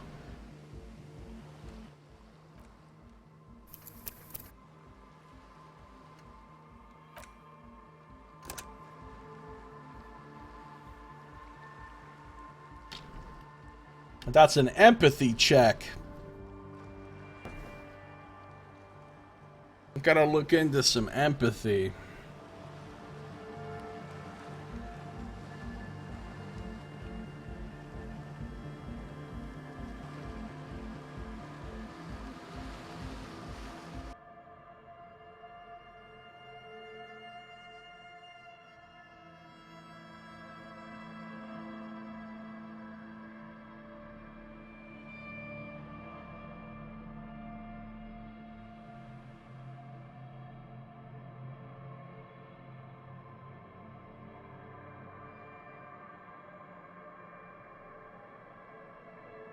Have this orange bum hat.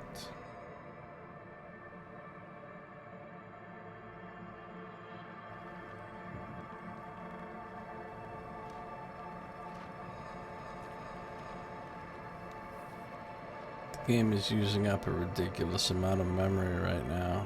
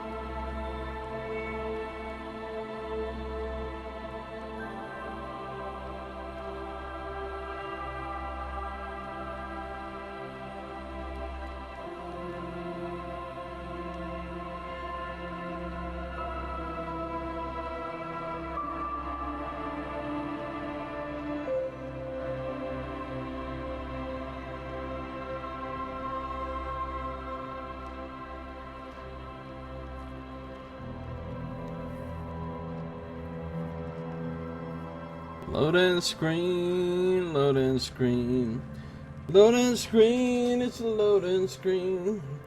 We are loading and it's a screen, that's why we call it loading screen. So much loading screen, you guys.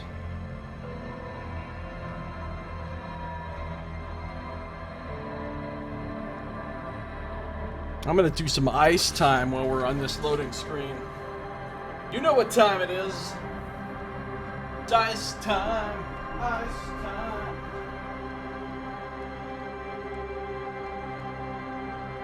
Ice time. Ice time. Ice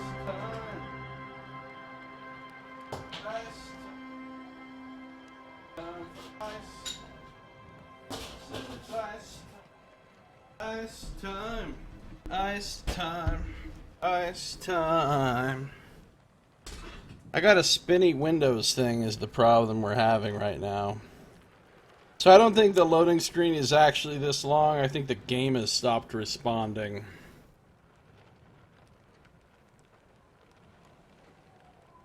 Which isn't great.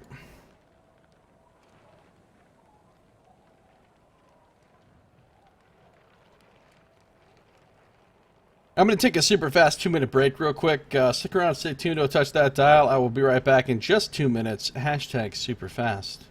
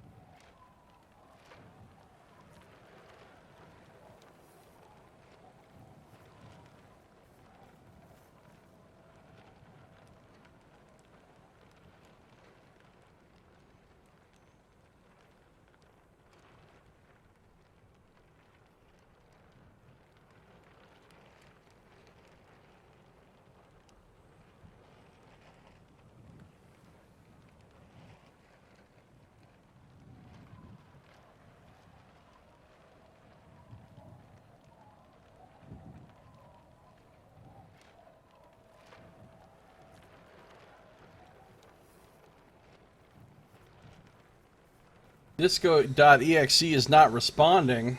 Wait for the program to respond. Come on, Disco.exe. I believe in you. I believe that you have the power within you to respond.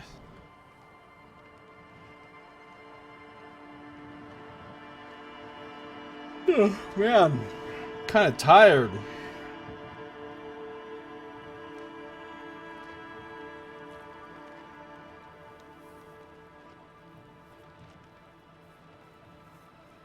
Kind of tired.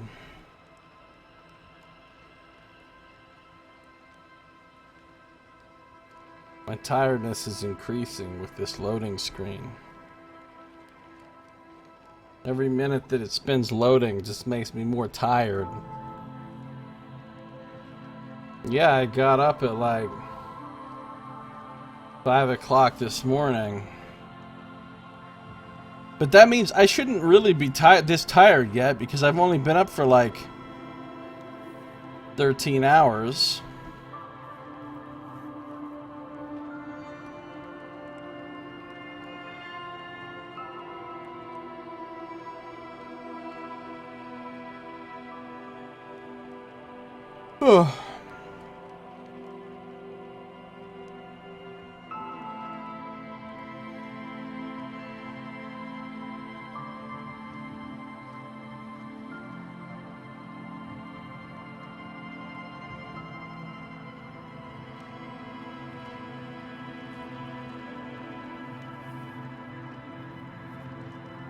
This isn't good. I might have to restart the game completely. Because I still got a spinny Windows thing, and the loading screen on my screen, I know that on the stream it looks normal, but on my screen it's all grayed out. It's got a gray overlay over it. Okay, let's see if we can close it up and restart it. Windows is checking for a solution to the problem. I don't want a solution. Just close the damn thing.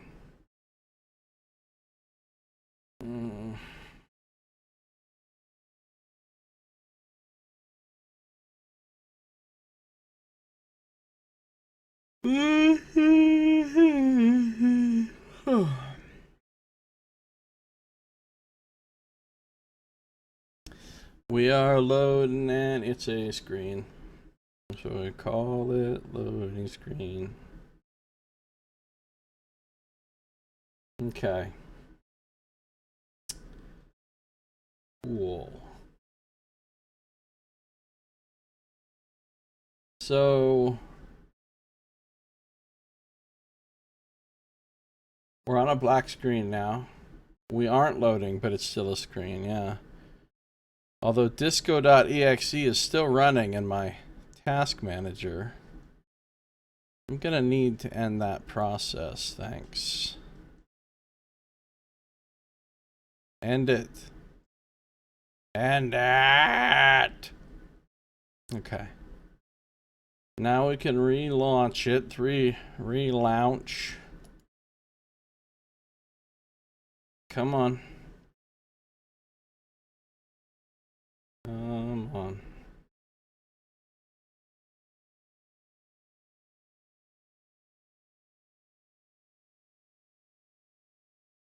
Okay, it's preparing to launch. How do you guys feel about this black screen? Yes, I'd like to allow the following program to do whatever the fuck it wants. Except not work. I don't allow it to do that.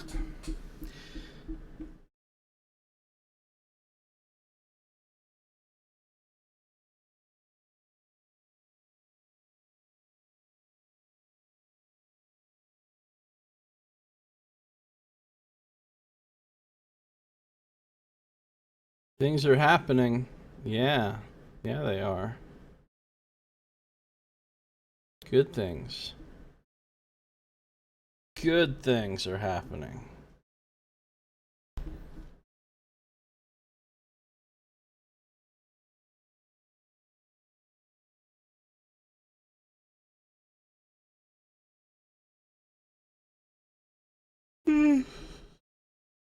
This game will run much better on my new PC too, but man, it's gonna be a long time before I get it.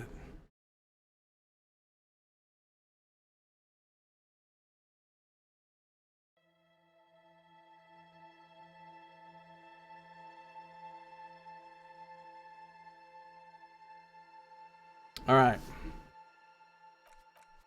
Let's load. Loading screen, loading screen. Loading screen, it's another loading screen. We are loading and it's another screen. We call it load. Oh, see, that was fast that time. So talk to me about empathy.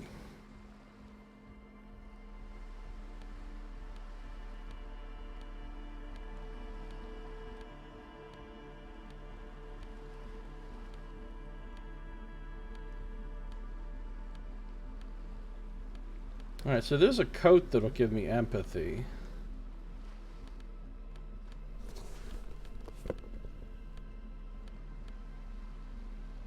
These glasses will give me empathy.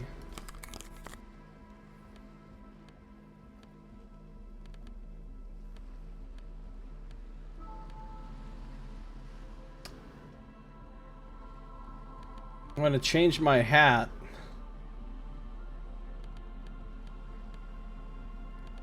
The orange bum hat. Seems like the kind of hat she'd like.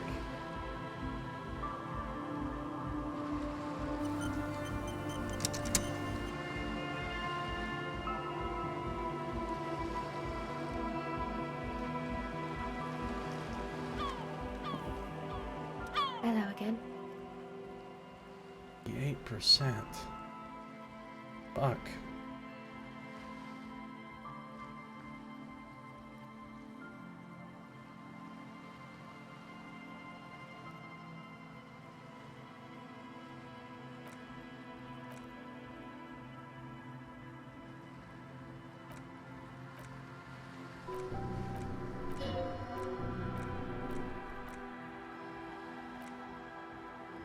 Gave her the orange bum hat. Thanks. She puts it on. It's a bit large for her. I got a +1 to this for giving her the hat. 72%. Now I could take some Pyrrholodon and get another +1. But I don't know that that's all that necessary. Let's just roll with the 72. Got it. The device is still warm from her touch, and heavy as a brick from the batteries inside. The company logo, Omicron, adorns its yellow plastic cover. Inside, the tape is rolling. The girl looks at the device in your hands. I'm sorry you have to sit here on the ice with the drugs wearing off. At your age, or at any age, in this weather, waiting for it to get dark. She looks you in the eye, her pupils wide, surrounded by a ridiculous amount of makeup. The people who built this world intended it to be better for you, but they failed. It's easier to live in their failure with this by your side. Tap on the tape recorder. The wind howls. She remains silent. It's real. Tell her. It is not a childish fantasy. It can be a real weapon against what's coming for you now. What is... Her shoulders shake a little. Nothing, if you got this. Don't be scared. Okay. Teeth rattle. She takes the device from you and places it in her lap. I'll stick to it. Something changes between you two. She looks at you differently now, as an equal, a fellow human being. After a moment of silence, she speaks again. So, thanks, I guess, for the psych lesson. Maybe I can return it. What's been eating you, officer? You said eating me? There's nothing eating me. Come on, I can tell. She shakes her head slowly. But okay, be a boy of Dero about if you want to. Well, I guess there is something that would make my life hell. What is it? He listens intently. The plight of the working class. Everyone's just mooching off the entrepreneurial class, shackling the doers. All these foreign people taking our jobs? What the fuck? How do you think Kim would feel about me saying that?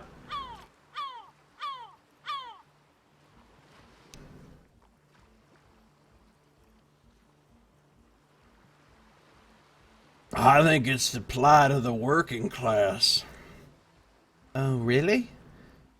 Listen, the golem of capital runs rampant, smashing creator and slave alike.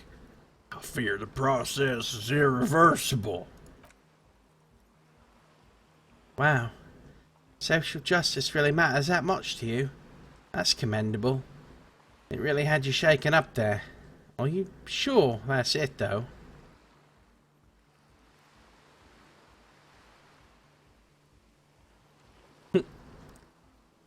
Wow.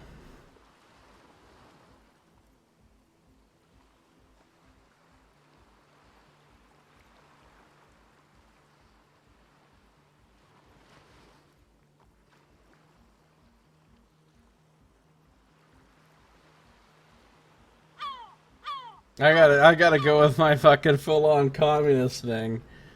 I haven't seen much of this world, but from what I've seen, social justice is an adolescent term. Sounds almost liberal. What's got me shaken up is the people's struggle. And it's got me shaken up bad. Yeah, man, they're pretty bad. She says, without much conviction. It makes me sick, thinking about the thousands, million, billions. How many people are there, actually? How many people are there in the world?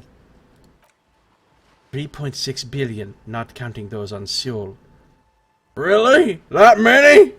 Reduces me to tears.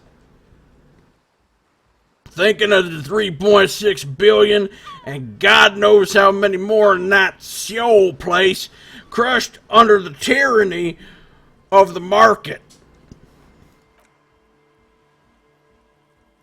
Yeah, that's pretty bad. She nods. Are you sure you're not just hung up on some chick, though? Perhaps. Now that you mention it, I found these letters I'd thrown in the trash. They might have something to do with it. Okay, why do you think that?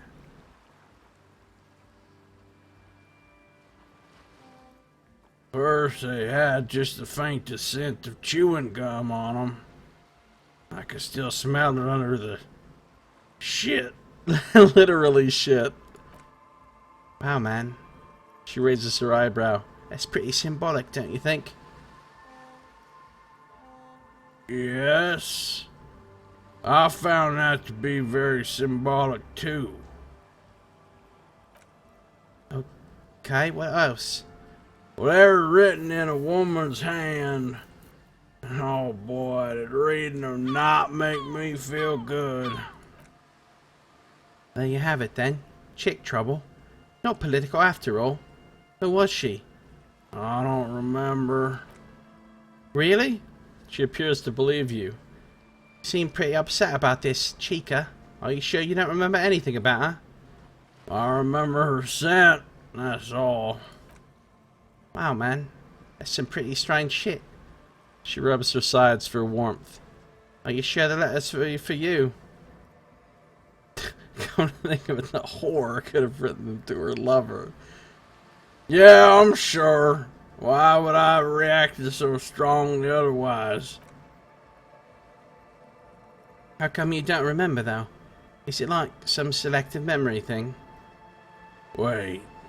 What do you mean by selective memory? Man, when I get hurt, I just want to forget that shit, you know? That kind of selective memory. Well, I think it's more about me getting so unbelievably drunk I completely erased all memory of this world. Yeah, or it might be that. This one time I did so much booze, I forgot too. Or it might just be psych bullshit, you know? Königstein wank? What is this Königstein wank? You know, the psych thing they've got going on there. Rich people like it. People in Königstein are mostly rich. Well, thanks for the bullshit psych thing, then. I leveled up. You're welcome. She thinks for a second, stretching her jaw. Might be for the best to keep that shit forgotten, though. That's my opinion. If it itches, don't scratch. Yes, but it itches really, really bad. Well, actually, that's it for now.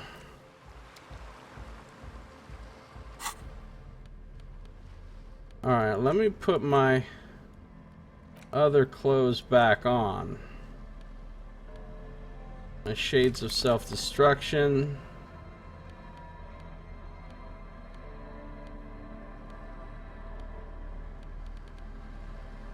My patrol cloak.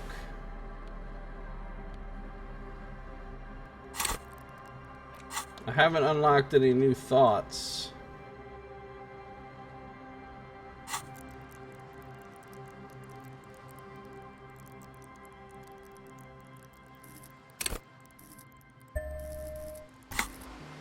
Shivers is up to 14.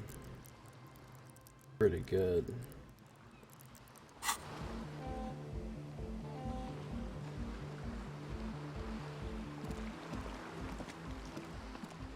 Okay.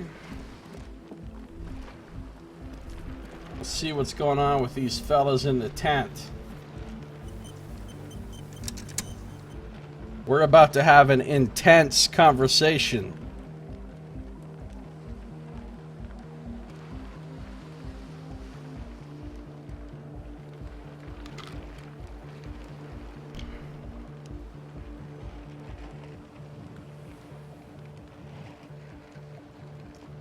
Come on, get in.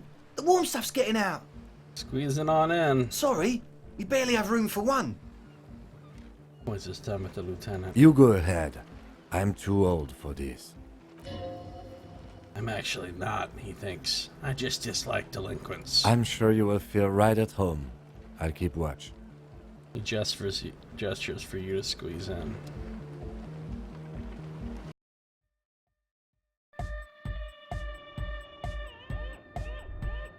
Oh shit. They ain't messing around in here. Smells like sweat and laundry detergent, plus a trace of ether. A pile of nasal sprays, brand name Nosafed Ultra. Oh, wow, I want to see Mr. Sean I used to be. Canisters filled with what appears to be water. The label says distilled. A speaker, the big kind they use for live music.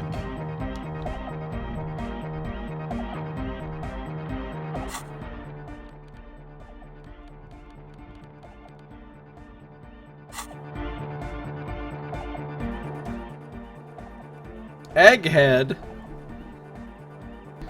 A young man with peroxide blonde hair holds up a Harman Wowshy tape player, nodding along to the music. He looks at you with a knowing smile and says, as though you're supposed to be sharing some tremendous evangelical secret. Hardcore! Is it?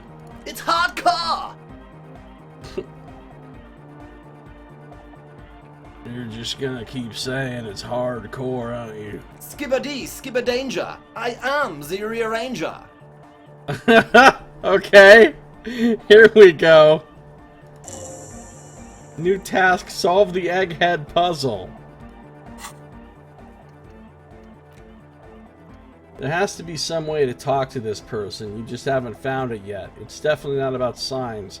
What if you just try again, find your way out of this maze of things to say?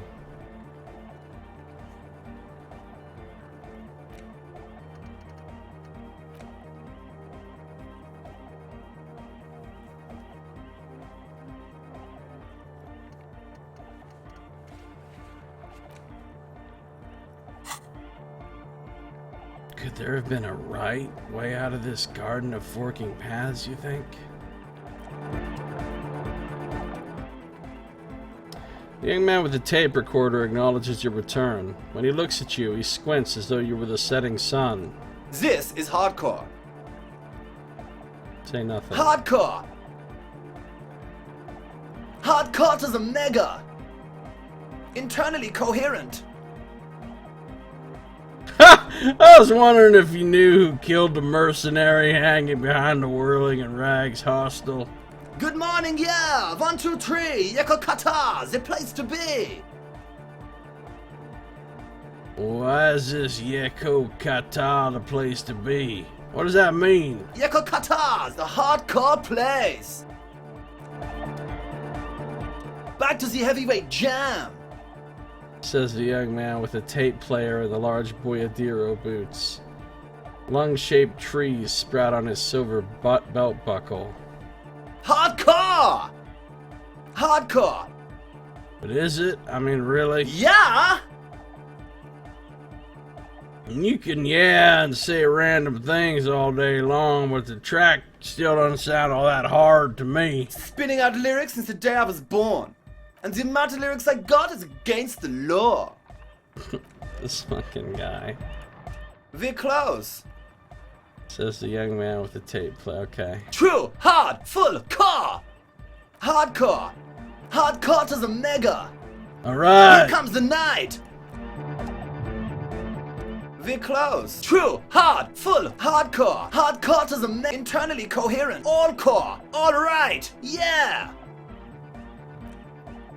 He furrows his brow as his very large head traces the sublime invisible movement of the music and the very real air of the stuffy tent. Hardcore! Ah! He lets out an agonized roar over the feeblish, obviously not too hardcore beat below. Show hardcore! Is it though? He stops dead in his track, tilting his head to the side. It is! But is it? I mean, really? Tilts his head to the other side like an owl. Feels like you should reply with the very pinnacle of idiocy here, so that things get totally transcendent. But you haven't gotten there yet, so you don't know what to say. I was thinking that too. I am the mic enforcer. I am the chick's checker. Yeah! We're close. True, hard, full, core. Hardcore. Hardcore to the internally coherent. All core. Alright. Yeah! Please tell me, what exactly are you doing? Gotta get the people going. Why? I'm the party boy. It's my job. I think I'm also a party boy. 2 on the track. Watch your back. Watch out for the heart attack. This is We're amazing. close. True, hard, full, hardcore. Hardcore to internally coherent. All core. Alright. Yeah! Hardcore! Ah! No, but seriously, I'm a little worried it isn't. The question is, what is the question? That would have been good if I'd asked you a question, but I didn't. Now it's just idiotic. But there was a question? We're close. True, hard, full, hardcore. Hardcore, internally, all core. Alright. Hardcore! Ah! Is it though? I was just thinking that a moment ago. One mind, one spirit. There's no other world. There's no other life. This is True, ridiculous. hard, hardcore. Hardcore, internally, all core. Alright. Hard. Is it though? But is it? I mean, really? The question is, what is the question? No, but seriously, I'm a bit worried it isn't. I solved the egghead puzzle, apparently. He frowns and starts bobbing his head back and forth once more. The skin on your back is crawling.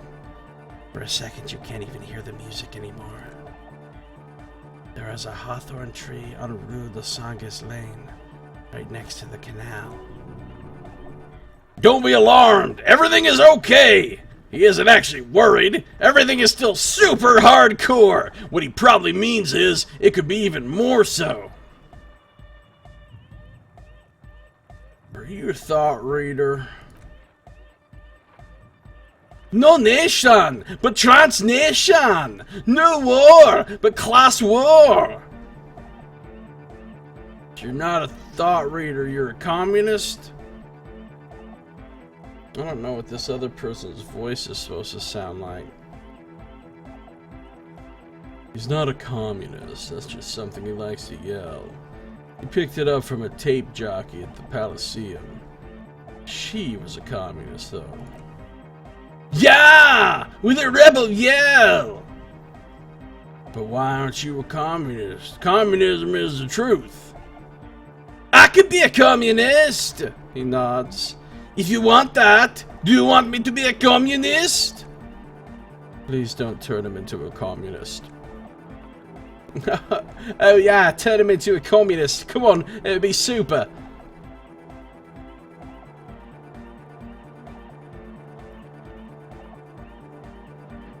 I think we're gonna reverse psychology him here. Don't be a communist. That path is too hardcore. Ah! He yells. You guess he won't become a communist after all.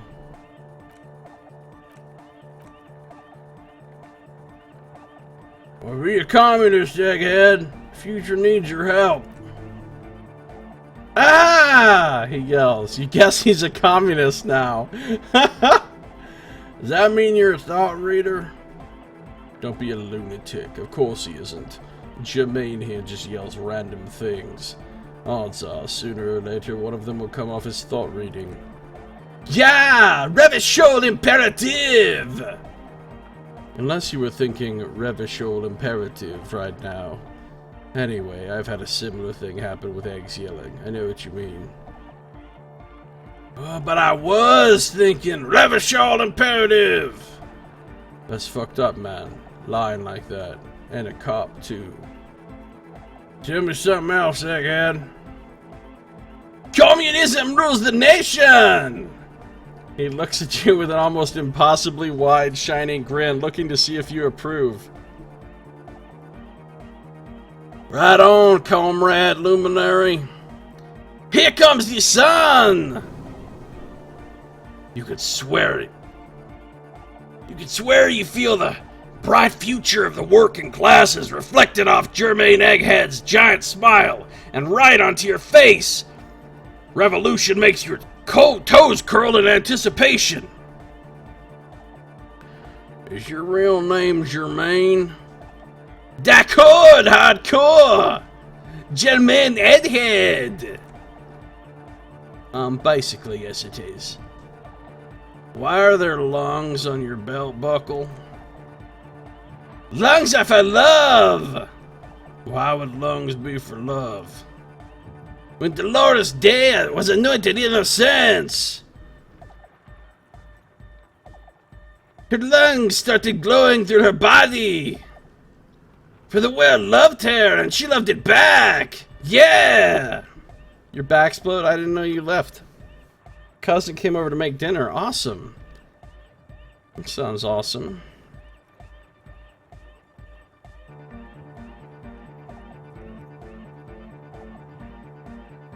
Really? I think so. Well, that doesn't sound like a thing that would happen. But that's what everybody saw. Explain it as you please, but it doesn't really do to just deny it ever happened. Bourgeois love from a bourgeois god queen toward a world getting rapidly more bourgeois. That's lungs for you. Objectively, it was good for its time, and they sort of screwed it up after she passed, like they always do. Don't listen to that retrograde class warrior egg. You said you were worried. What do you think is wrong with the music? There's nothing wrong with it! I'm still in love with the hardcore! He turns pensive all of a sudden. Sometimes I just feel like Nordic music is in its infancy, you know? For example, take this Arno van Eyck jam I've been pumping for the last month. And we'll continue bumping for the rest of 51. Vegetarian lasagna? Nice.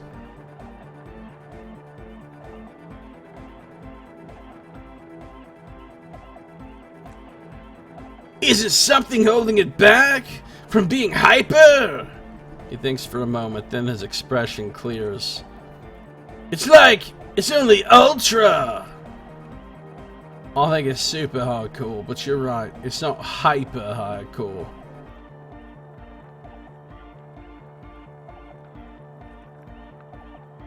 It's hyper hardcore. We can all hear it's not hyper hardcore. If figures of authority keep telling us things are hyper when they're clearly not, how are we ever supposed to evolve to hyperdom? Okay, I've changed my mind. Uh-huh! The young man raises the tape player higher in anticipation. It's only ultra hardcore. It is, isn't it? He nods in agreement. I knew it! But how could it become hardcore? I know the answer in my heart, but I cannot think it in my head. If this is not hyper, how could anything be? These guys are really ridiculous.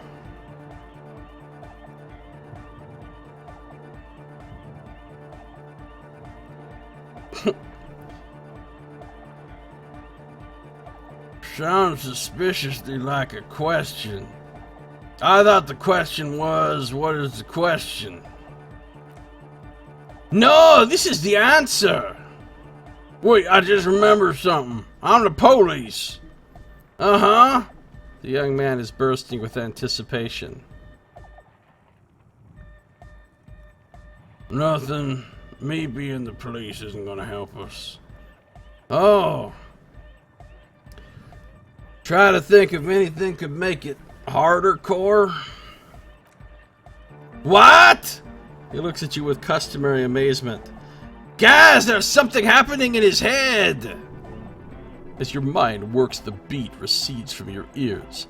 You hear your own blood pulsing through your head, nourishing your thoughts with oxygen. The rhythm is familiar. Feel the movement of blood through your head. The abstract shapes swelling in the foreground have done so in vain. This is a core matter. The answer in the double kick that moves the milliliters through your mind. The dark thought is the source of all rhythm, the inspiration behind mathematics. The hardcore. Think even harder. Oh yeah, he's doing it! Unfortunately, my imagination fails me. I know, so does mine! He laughs and shakes his head. But there's something else that hasn't failed you.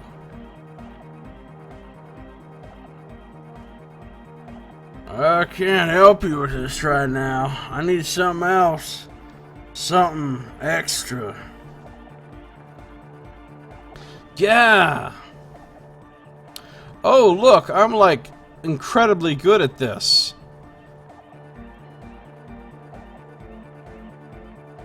Maybe your body can tell you what Arno van Eyck's jam is missing to make it harder core. 97%.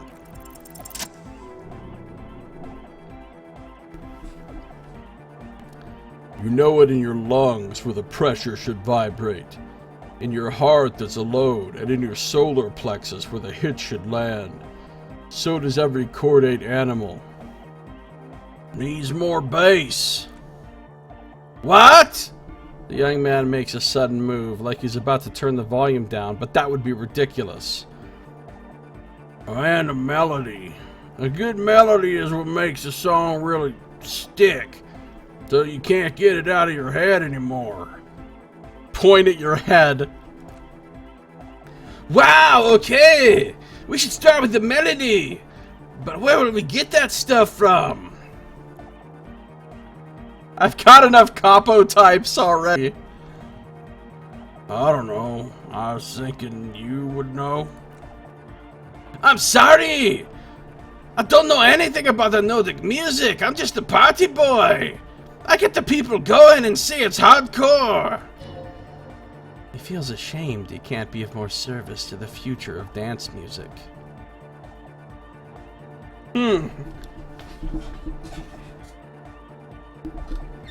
Ha!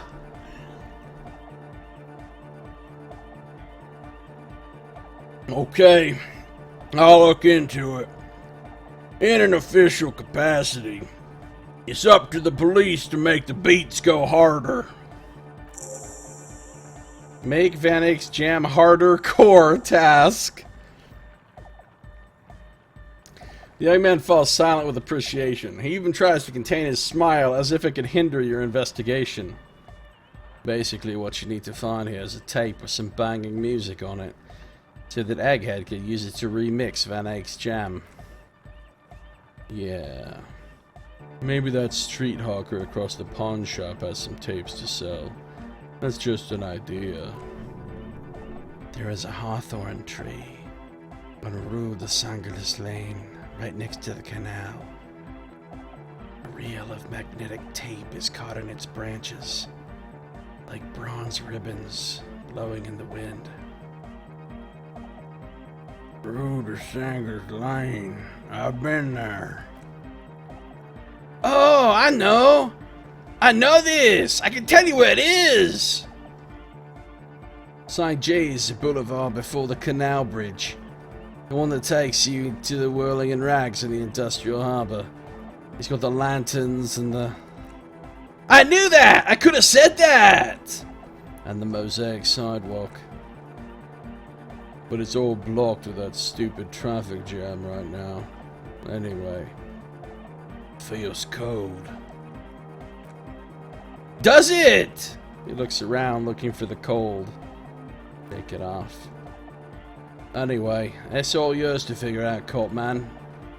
Copman! Yells Egghead. Hey, I have a tape with me. Maybe you can use it to improve Van Eyck's jam. Tape! Yeah! He grins. Spin the tape until the space escape! Yeah! Okay, the Doorgunner Mega Mix is just the tape of the guy talking about what he wanted to do. The Smallest Church in Saison is like the really sad song. Oh, I got you this banging Mega Mix. Alright! He snatches the tape from your hand and attaches it to the empty reel slot. One hand on his headphones, he listens to the audio. Then, shaking his head, he says, No! No, no! This is gonna make people scared! He hands the tape back to you. Keep it positive! Keep the love in the house!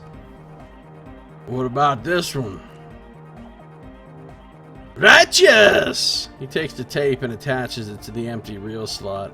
Hand over ear, he listens, then shakes his head. No! No, can't do! This is gonna make people sad! This isn't sadcore! He hands the tape back to you. Okay, never mind. Communism forever! Alright, goodbye, Egghead. Alright, here comes the night!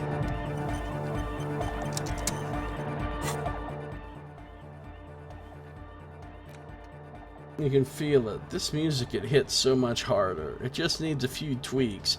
Walk back to the canal and see if you can find any tapes that could work as a melody, then bring them back to Egghead for remixing. Find a tape with a melody for Egghead. It did solve the Egghead puzzle.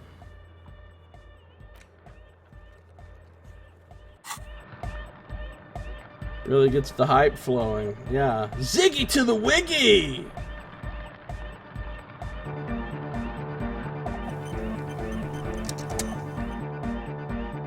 This is what I'm spending my time doing instead of solving the murder case.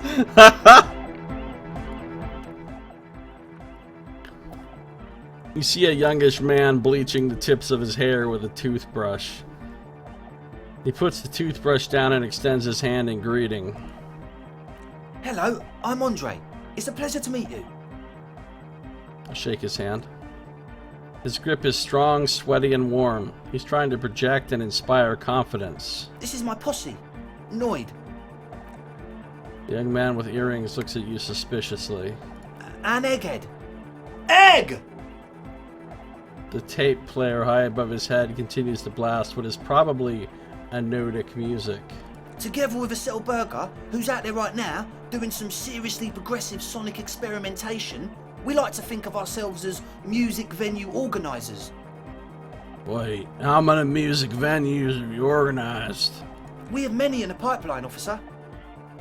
That means none. Why are you here? You see, we've been all over Jamrock North, prospecting for real estate to establish a new venue in. Also for talent. Yeah, thank you, Egghead. And while there is no shortage of raw, unfettered talent spinning tapes in Jamrock, we've had rotten luck with the real estate part. Place is a shithole. I apologise for my friend Noid's potty mouth. I realise this is not how you speak to a police officer. He has authority issues.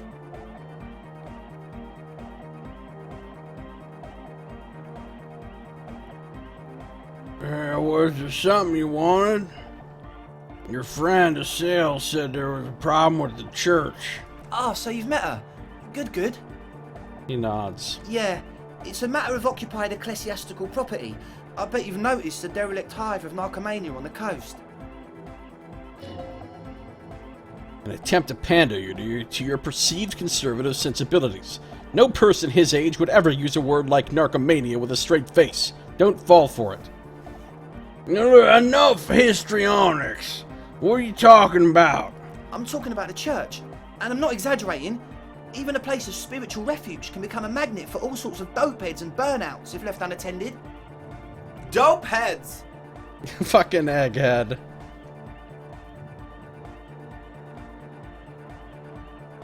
Burnouts. Angrily spits on a screw, then starts cleaning it. Well, I'm sad to say, that's exactly what happened. Sad because we were just about to put Martinez on the map with one of the maddest dance clubs in Jamrock. Nah, strike that, in Revershoal. Strike that, the world! And sadder yet, because the dopeheads and burnouts holed up in there were the worst kind. Shake your head gravely. I don't know. I'm a bit of a dopehead myself. Oh, if it was just like that, he rushes to reassure you, it would be fine, but they're also spooky. What exactly do you mean by spooky? I was hoping you'd be the judge of that, officer. All I can say is that spookiness is the kind that keeps us from restoring this church into a community centre and a place of spiritual refuge. Also, they don't heat or clean the building. Shit's gonna collapse. People just want to spend tapes without them spooking it up. Place had bad signs.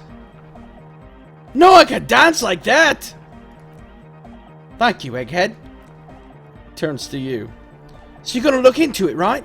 It should be a police matter, getting them out, whatever spooky stuff they're doing. I'm sure it's not what the Ecclesiastes meant their property for.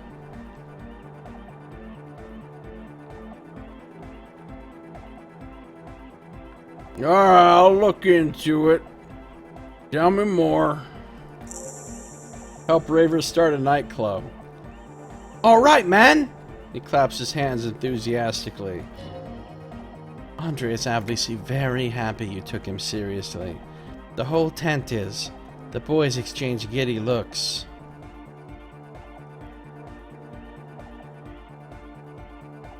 You mentioned some kind of Ecclesiastes own the church? Who are these Ecclesiastes? Oh yeah, that's a Meteora name for the founding party. Thought it'd be cool to use it. Before we go on, what do you mean by Meteoran? You know, of Meteo. Concerning Meteo? Meteo? Meteo, a country on Mundi? He looks at you, squinting his eyes to see if you're kidding. On the Mundi Isola. Oh, yeah, the founding party, I know them. Can you refresh my memory? Come to think of it, I've never really looked them up, you know. I can't give you a precise definition, but they're a very powerful religious organization. And they have roots in ancient mass society. he pauses. And they're the custodians of Paracarnassian Church. Plus they anoint the innocents. They're like, made the innocentic system, no? They sound like exactly the kind who would want loud and noted music in their church. You're right, they do, He says, without the slightest hint of irony. The Paracarnassian Church is about love. Anotic music is about love. I got love for my Paracarnassian posse. Love is the relay out of death. We dance. He violently shakes the tape player, as if to see if he can break it. Love is hardcore. Unity. Unity. Make some noise for my Insulindian posse. He turns the volume up, then looks at you with a knowing nod. It's as if it's obvious he will now break into dance. Man, I'm pretty tired. I'm having a hard time just reading. Physical instrument.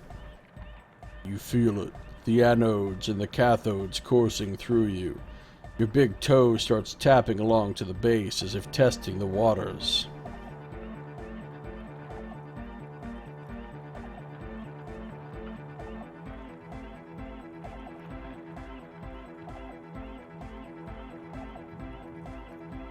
Enjoy the beat.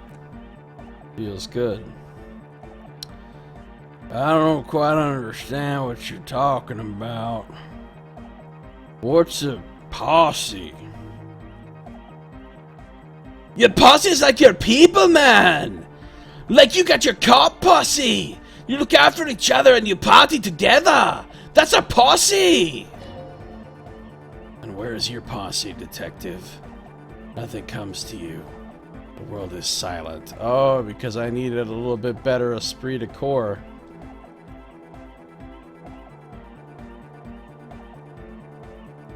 Or it sounds like you're just saying random things. Love, posse, make noise. Are we? He looks at you mysteriously. Yeah! The one with the large head really enjoys it when his friend gets mysterious. Your guy is actually nodding to the beat. Oh yeah, he is. Nice.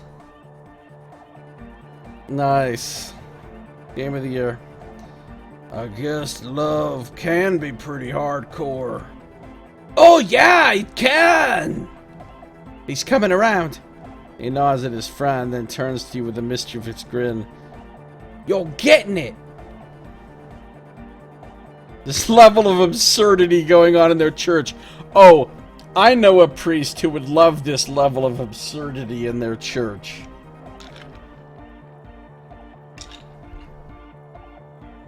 I think we know whose church this is. You're right. How could the founding party be anything but enthusiastic? Dance music is about love, and so is the Paracarnassian Church. Yeah! Yeah, Kokita! The place to be! He seems ecstatic that you share his vision of Paracarnassianism. Do it for the masses! Do it for the crew! His friend forms a fist with a screwdriver still in his hand. Approvingly so.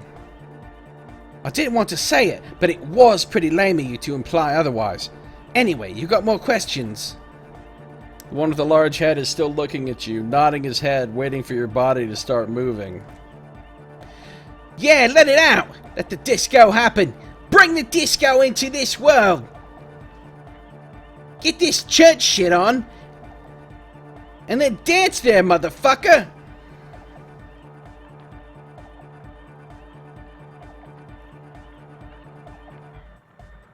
Who exactly are these people inside the church?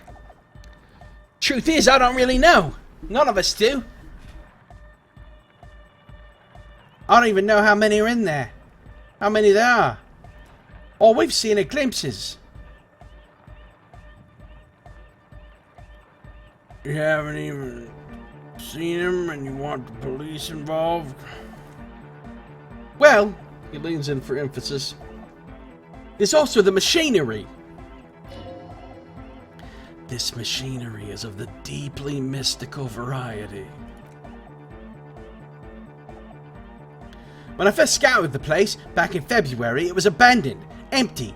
Took some time getting the crew together, so about 2 weeks ago we came here hoping to set the stuff up. Suddenly there were all these strange machines lying around in there. One of them has wires running into bowls of water. Wires into water. Never seen anything like it. Andre! Tell him about the feeling! Oh, and it felt like there was some thing in there with us, watching us from the dark. No, the other one! Which other one? I'm not as in tune with my emotions as you are, Egg. Felt like silence! Awful silence! For this man, even regular silence is awful enough. But that was something greater. But you haven't physically seen anyone? Not exactly. We've just seen someone who we think is a woman go in and out of the church a couple of times, and we felt someone, or something, eyeing us inside. But that's kind of it. How can you be sure they're burnouts and dope heads if you haven't even seen them? Well, honestly, I can't, but I am. Rhetoric failure. Why not? Let's go with that. I don't see a single thing wrong with that argument.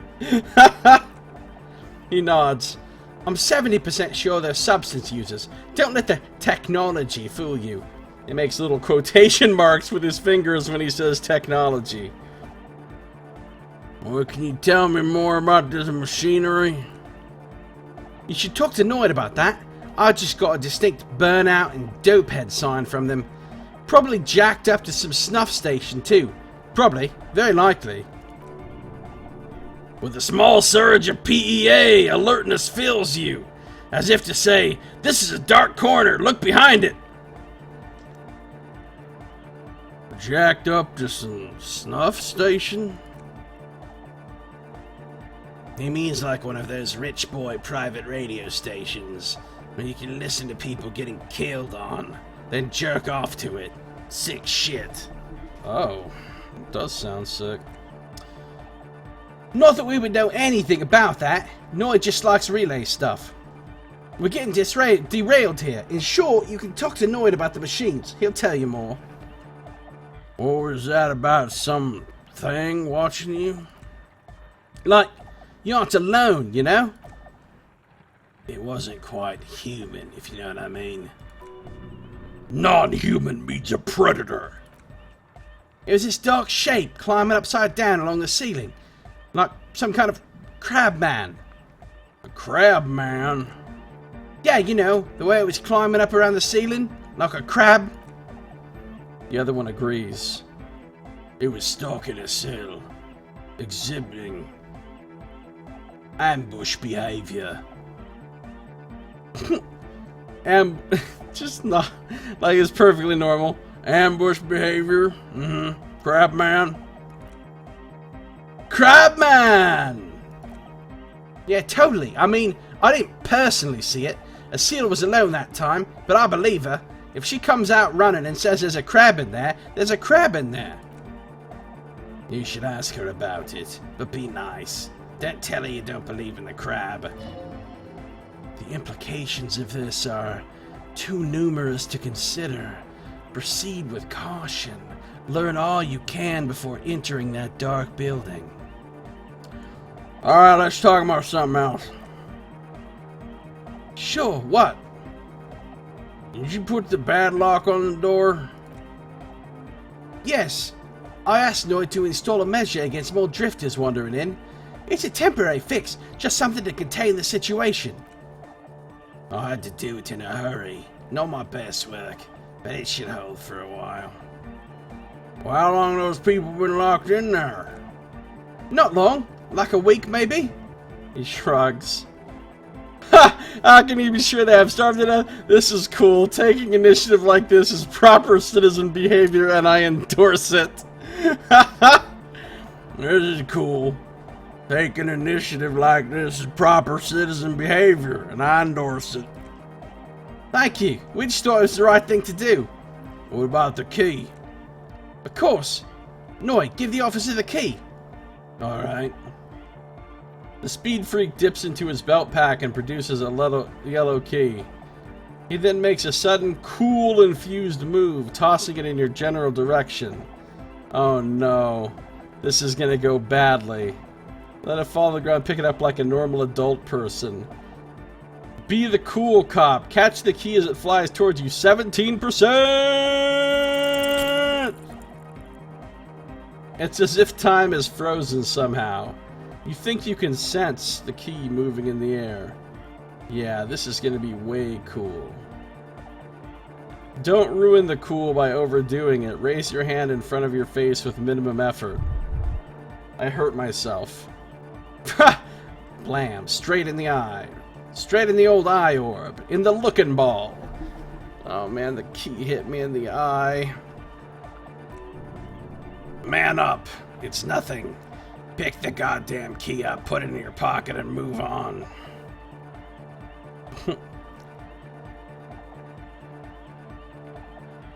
Hand on my eye, pick up the keys. I'm getting too old for this. Where were we? My bad. He looks like he's genuinely sorry he didn't throw them better. Be careful in there, officer, and tell us how it goes, yeah? We'll be here. Help ravers start a nightclub. The ravers ask you to help turn the church into a dance club, but there are already some people inside. Find out who those people are and what they want. Look into the spookers in the church.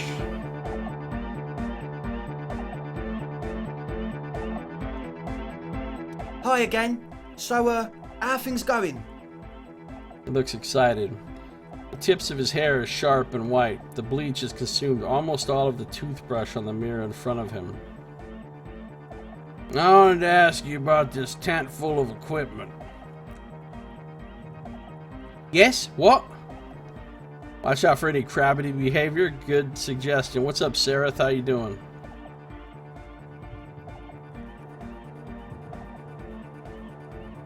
This is all the nose are fed. The what now? He leans in to hear you better. Point at the bottles of nasal spray in the corner. The nose are fed ultra. You have a lot of it lying around. Oh. The old ultra? I have a major sinus infection. Stuffy nose. We all do. Shit's all blasted up. Winter. Can't even breathe. Sound fine to me. Yes. He nods energetically. That's all Nosefed's doing. Without the nose, I'd be drowning in shit right now. Nosefed is the shit. Well, can I have some? I have some nose problems too. Sure. He picks one up from the corner and hands it to you. Here you go, officer. The noser. Blast away. I see you brought your own water. Yeah, good to have, bitch to carry. When I first scouted the place, I did some reconnaissance. I'm not sure the church even has running water. And it's distilled too. Oh? He doesn't know what to say. It's the one they said at the fuel station. I hate to tell you, but it reeks of sweat in here. It does, doesn't it? Told you we have a smell problem. Picks up a piece of telephone cord and inspects it. Wait, I also smell ether. Why? This has got some kind of drug lab going on in here. Ether? I don't smell ether. Do you, Noid? Nope. It's mixed with a peculiar chemical scent, like laundry detergent. He sniffs the air, then shrugs. Logic failure. A shrug is good enough for us. Why say it when you can shrug it? Alright, enough of this. He nods enthusiastically, no doubt a little relieved. Godly logic check. 16. Even with those +3s, there's no way I'm gonna make this. Take a moment to analyze. As always, we'll be right here, waiting patiently for the news. Yeah!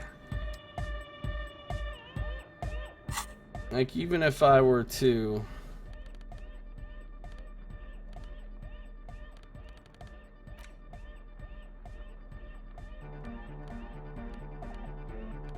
take those glasses off. Put these glasses on.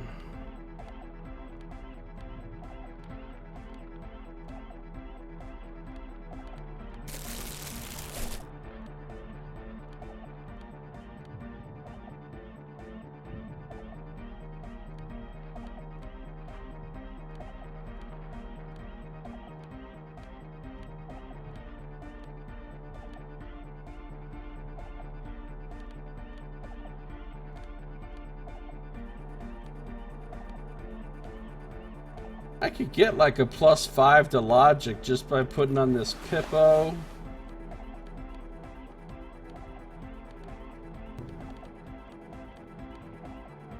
This dress shirt.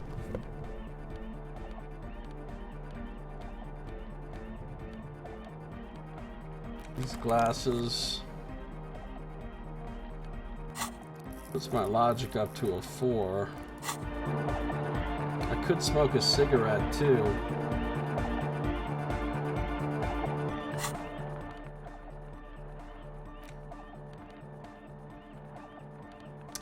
It's my last cigarette though.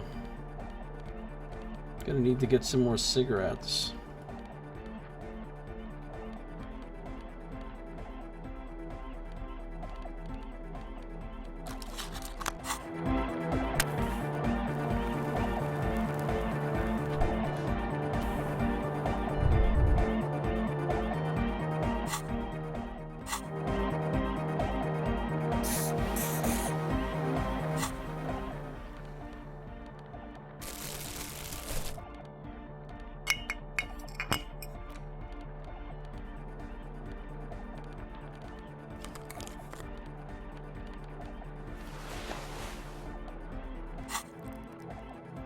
Alright, I've got a much better chance now. Hi again. So, how are things going? 42%. I made it. A number of things don't add up. Let's take a look. I got bad news for you, Andre. Things don't add up. What things? He senses something is wrong. This isn't the makings of a club. It's a tent full of laboratory equipment for manufacturing drugs.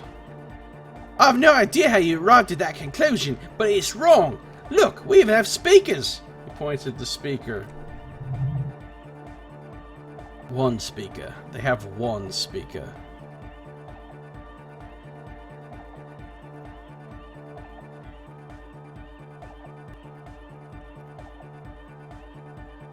Where's his friend? Did he lose his friend? What do you mean, friend? The other speaker. You only have one. It's a one-speaker system. It's monodynamic. You wouldn't know the first thing about sound reproduction in anodic music. Other speaker. Pfft.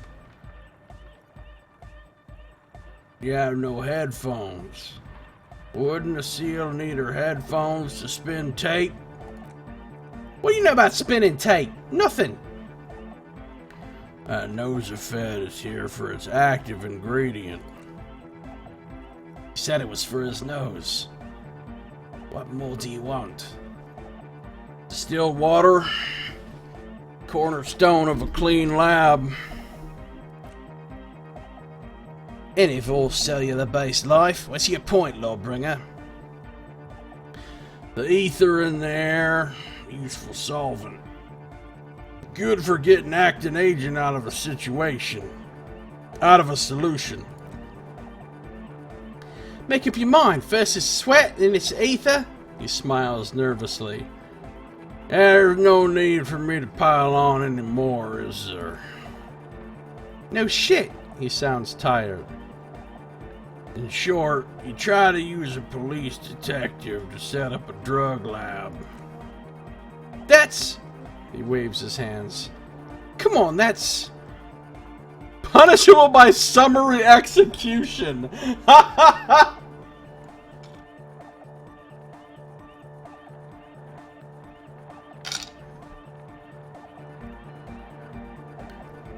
Punishable by summary execution? It's not! His eyes are wide with fear. So what are we gonna do with you? What do you mean, do? There's resignation in his voice. He's almost ready to drop the act. It wouldn't take a lot of pushing. The optimal way to go about this would be indifference. It begins by you telling him you don't care about any of this. Lawman style.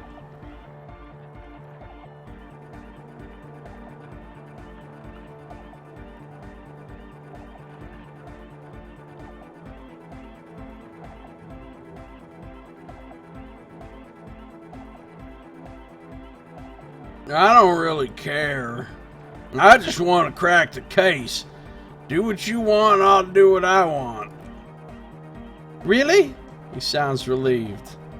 Of course not really, I'm a cop. Really. I want to ask you about something else. You want to just ask me? He's a bit perplexed now. About something else? Oh, or you could tell me the plan for the church really was. He thinks for a moment, then opens his mouth, but closes it again. Then finally raises his hands. Things are just way too hard for an entrepreneur in this city. It's not like we're not going to turn the church into the wickedest club in East Revachol. Because we are! We totally are! We just got to turn it into a speed lab first. You know, to get our foot in the door. And why did you need me? Like I told you, spooky the assholes moved in while I was getting all this stuff together. A month ago the place was empty, and now it's all spooked up. They're not really spooky, are they? No, man, they're spooky, alright. It's just that they would also probably call the police if we started cooking speed in there. But the sign was way off, too. I couldn't feel the love at all. So, what now? Ask for a bribe? Arrest them? Evict them? Proceed with the club? Proceed with both?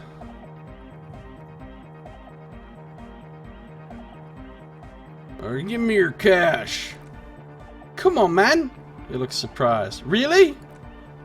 The young man doesn't move. His earrings rattle from the tension. With his jaw clenched, he says, "No fucking way." Yes, fucking way! The would-be leader points at his friend. His finger shakes in the air. Alright, we got 21 bucks! Without a word, the other speed freak pulls a red wallet out of the toolbox and hands it to you. The disdain is palpable. His eyes pierce you like lightning as he lets go of the wallet.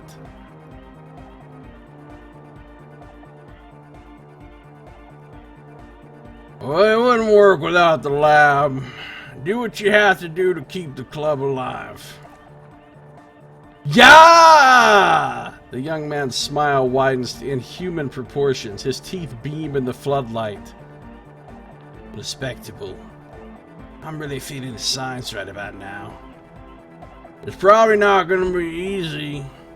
The spookers in the church are not gonna be happy about this.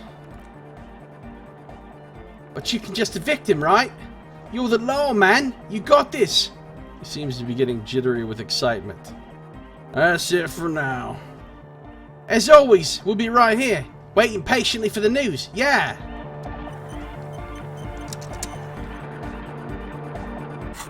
Alright, so we made some progress there. I gotta put my regular clothes back on.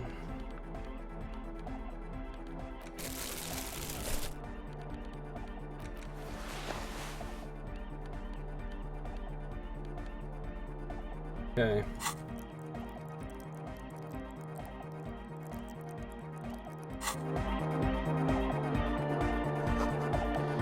Pre-launch engine starting fluid.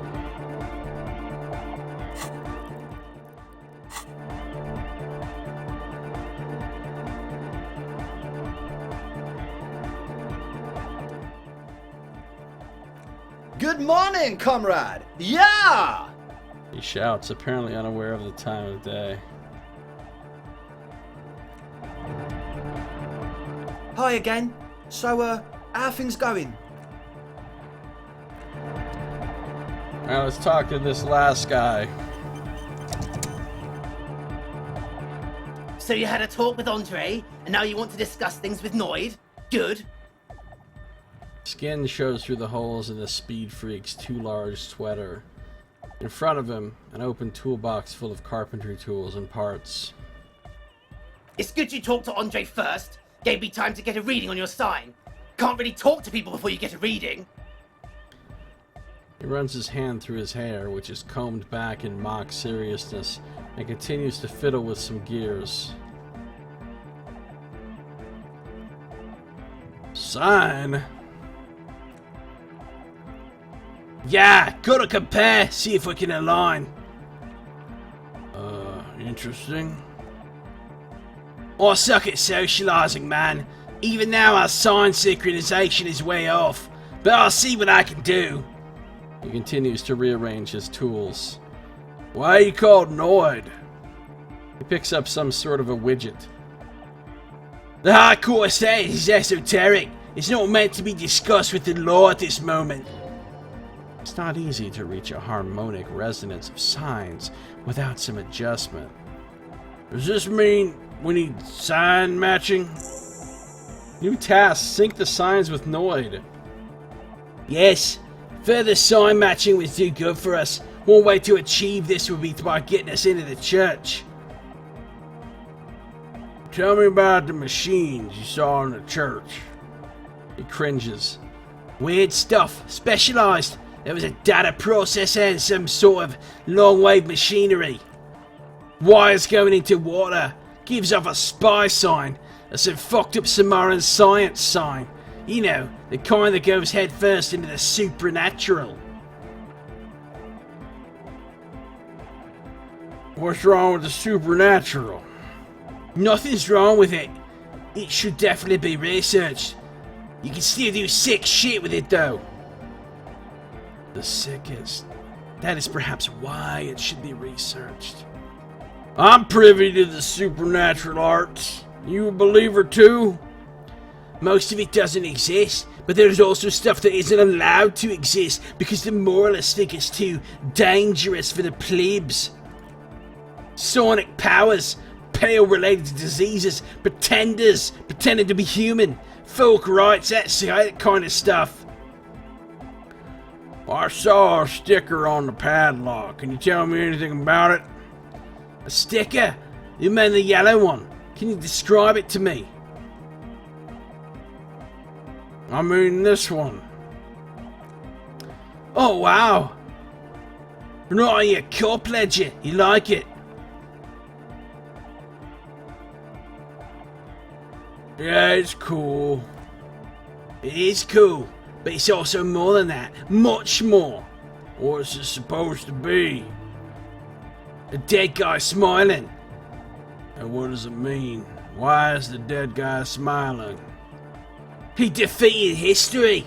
We're living in the age of history, and in the eyes of history, we are always already dead. How can we ever smile then? Because history is a lie, and so are its deaths. The present moment in life for the hardcore. The hardcore expels death. He thinks. Or maybe he's not dead. Maybe he's just really ecstatic about the beats. Or drugged out of his mind, come to think of it. I'm thinking maybe the smiling dead guy is a symbol for communism. It's also dead, but doesn't care. You consider this for a moment. Yeah, that interpretation holds. Well, I think we've exhausted the subject for now.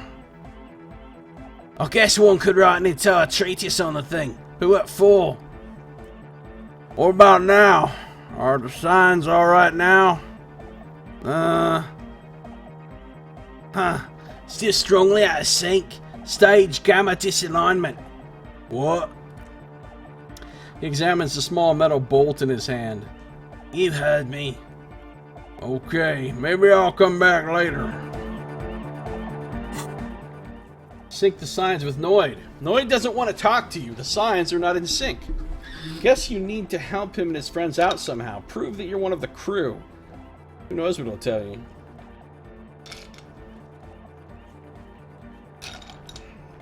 I've got an incredible amount of communists.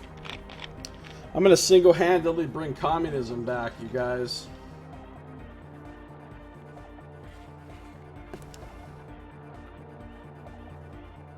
Single-handedly bring communism back.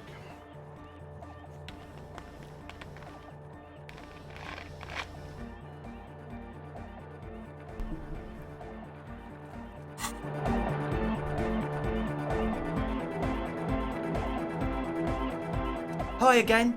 So, good morning!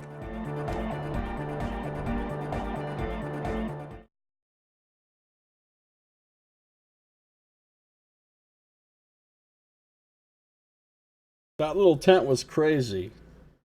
It was full of crazy.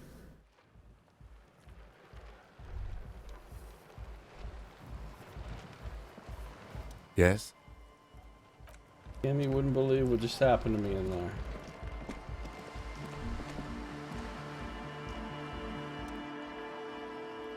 Shaggy-haired girl kneels on the sea ice. She looks up as you approach. So you talked to my associates, right? Are you going to help us? With the church, I mean. I'll help you, alright. Great. Let us know if there's any progress, will ya? We've been waiting for weeks here. He shivers. Others told me you went inside the church. What'd you see in there? Oh, that. You're not going to believe me. There's no point in me telling you. We'll see. Go ahead and tell me. Okay. She nods.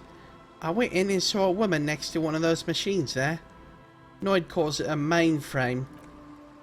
She was dressed like someone who's being raised by their grandmother, you know. Strange old clothes. Had this absent expression. Didn't say anything, just stood still. Go on. And then, you know, right behind her a man crawled down the wall. Upside down, like a crab. Down the church wall. I think the woman didn't even know he was there. He was completely silent. He stopped right before he got to the floor, then just hung there like that, looking at me. Right at me. I fucking turned around and walked out. End of story. Like a crab, you say? The lieutenant nods. His face is stone. What did this crab man look like? It was too dark. She shakes her head. I couldn't tell exactly. You were wrong. I do believe you. He raises a brow. Why? Strange things happen. Okay then. She nods. They certainly do around me. I'd like to know more about your associates. My associates? She blows on her chilled fingers. I haven't got much to say about them. What do you mean?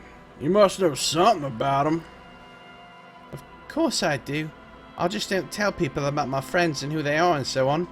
I don't provide information on them. What about you? Tell me something about yourself. Me? I'm a silver bird. High above and to the east, the cold winds blow over the feathers of an early songbird. She lands on the stone ledge of a tall building, her beak a silvery gray. Uh-huh. Okay. Maybe I'll ask later about all this. Get Asil to talk about her associates. Asil refused to talk about her friends. Maybe she'll open up later, after you've helped them set up the nightclub. Don't know what makes you think it'll be any different later, but... Your associates tried to use me to set up a drug lab. I'm guessing you knew of this plan? I did, and I'm sorry. She doesn't appear surprised. For what it's worth, which isn't much. This is why I didn't go into the tent. The lieutenant looks at the ocean, squinting his eyes. Typical delinquency. You don't get to choose your posse, they choose you. Mine are idiots, but they're mine. I tried to talk Andre out of it. I even tried not to lie to you. Rhetoric. Indeed, she merely tried to admit the truth instead.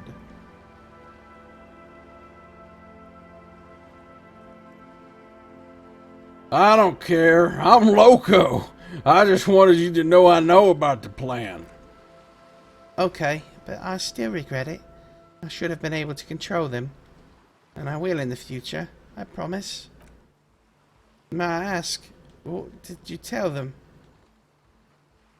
Well, once I cracked their play, I didn't really care. I'm not an arbiter. It's someone else's problem. Good call, detective, he says, still looking at the ocean. You can lose your mind trying to mediate everything these delinquents come up with. Fate will take care of it for us. We're some fucking good cops, aren't we? They're gonna set up a drug lab? Whatever. Fate will take care of it. We won't be anyone's problem. I'll get them under the wraps, I promise. Shit for now. Alright, so let me tell you what we're not gonna do right now. We're not going to go in the church right now.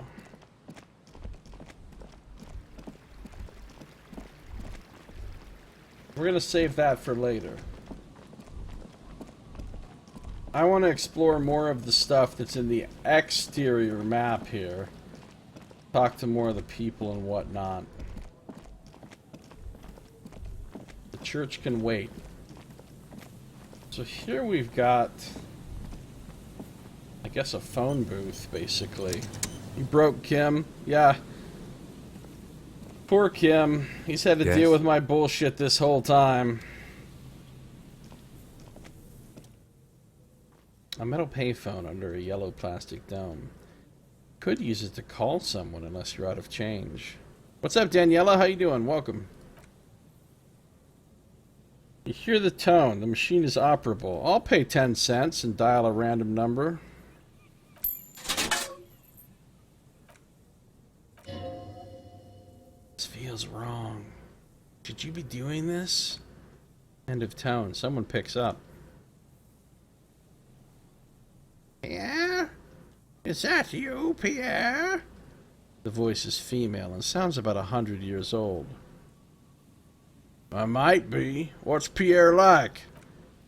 How nice of you to find the time to call me. It gets so lonely.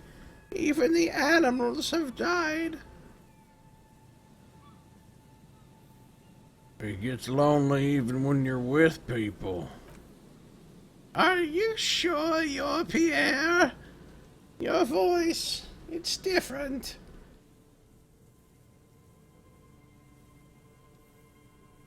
Hi. There.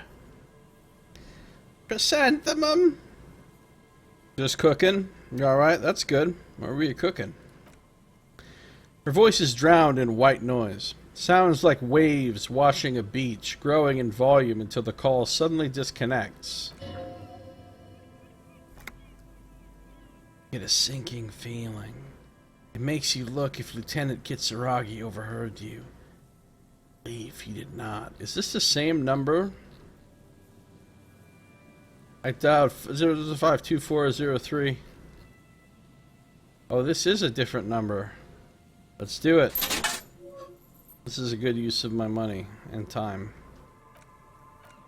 Someone with a masculine voice picks up. Hello, Gerard speaking. Ha! Gerard, what a douche name. Change it. Change your name. What are you, like 5? A woman's voice shouts something in the background, and when Gerard speaks again, his voice is hushed. Thanks for calling, asshole. Phone hanging up. Disconnect tone. Oh, we can do this all day. Still calling. Stop calling me, man! Someone picks up. The voice on the other end is slightly hysterical. I'll get you your money, alright? I just need till tonight. Let me work.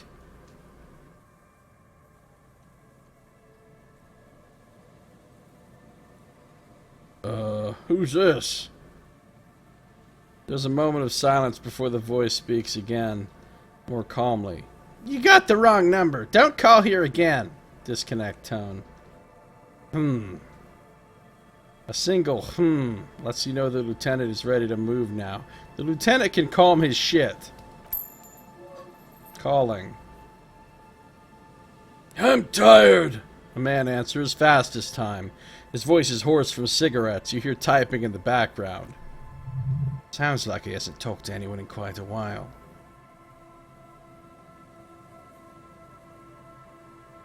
I'm tired too. If I could just go 1 month without writing. No, 2 months. I could regenerate my brain. Fucking liberalism. The man disappears with a sigh. You do not hear the customary disconnect tone, just silence in the handset. The machine is still waiting for you to dial a number. Dial a random number with my eyes closed. 58%. Go. Damn it. You close your eyes and feel your finger move on the rotary dial. You start with 005 as before, followed by 7 digits at random. The last one makes the silence turn into a ring. It's calling, still. Time keeps passing. In the distance, seagulls squawk. No one is home at this number, but the coin, it's still in there. You find yourself thinking, what were you trying to achieve by closing your eyes? Did you want your muscle memory to take over and call somewhere? Where? His own heart. It's really time to stop this now. Yeah, Britann, we've had all the fun there was to have here, and it wasn't much. I can try it again?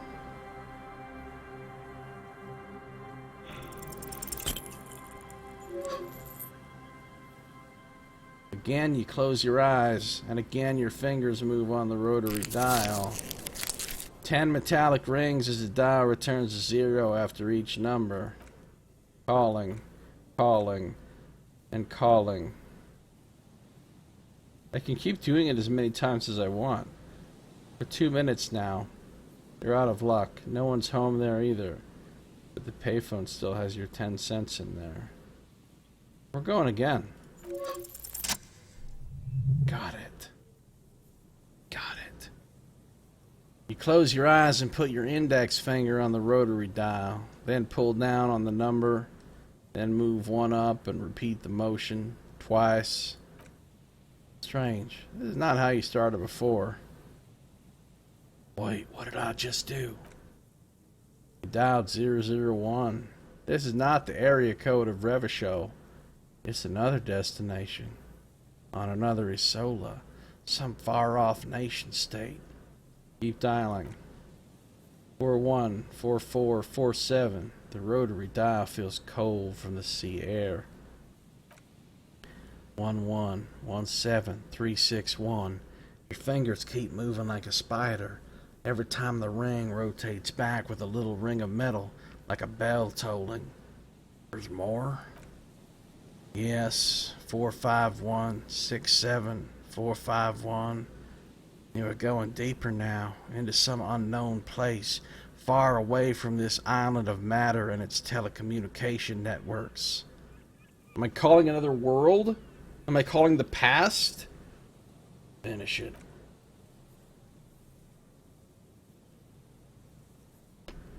Or 51. You have dialed God knows how many numbers. The headset has been waiting silently to relay a signal. Surely nothing can come of this, you think. But it does. Connection. Ultra long distance call. Your ear fills with a crackle, the wash of a strange ocean full of white noise. A little bird starts ringing in there, not like the local calling tone before. No, a small ring in a cage of distortion, far away, a distant network of phones. Calling in the night. The saddest sound in the world. Both pitiful and terrifying. You feel your pulse rising with each ring. Calling still. Ringing by the bedside of a dark but capacious apartment with long windows. You know this to be true. The handset starts slipping from your sweaty palm. Your breathing is heavy. Impossible to hang it up. Long windows. How do I know that? You just do, and you know it's going to hurt. The lieutenant is too far to hear your yelp. The sea wind blows. I'm not even going to try to hang it up. I'm going to let it call more. Calling. Calling. Calling. Calling. Calling still. Then the ocean breaks. Out of the depths, a woman's voice emerges. Small. The dearest thing you've ever heard. Hello? He sounds sleepy.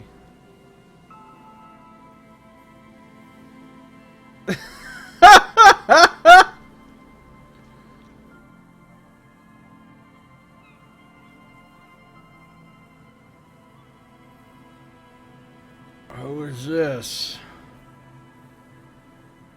No, we gotta go with them four. I'm playing the idiot playthrough. I gotta do the... I'm a revolutionary servant of humanity. I will free mankind and abolish the classes. I will raise the dead. You're not a revolutionary, Harry. You're drunk. So this is my ex-wife or whatever? Presumably?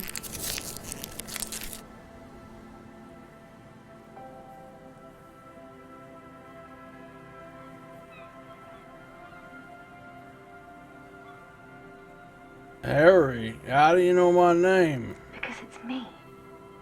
Look, I don't understand what you're saying or why you're calling me. You seem drunk. I'm not drunk or high. I'm just hurt. Why does it hurt to talk to you? Oh, God. There's silence. It's heavy as tin. The white noise howls.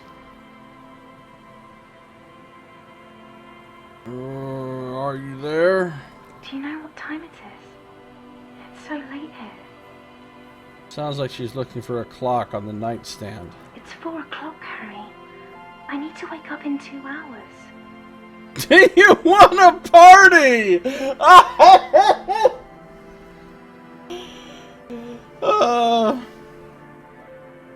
I am the law.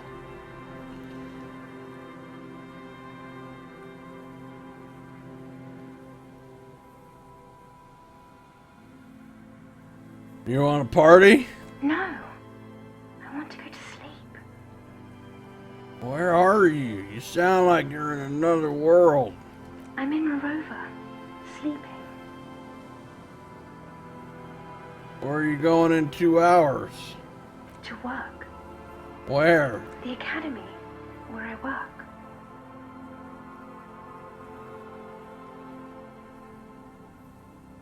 My job is sad and terrible. It has dead bodies in it.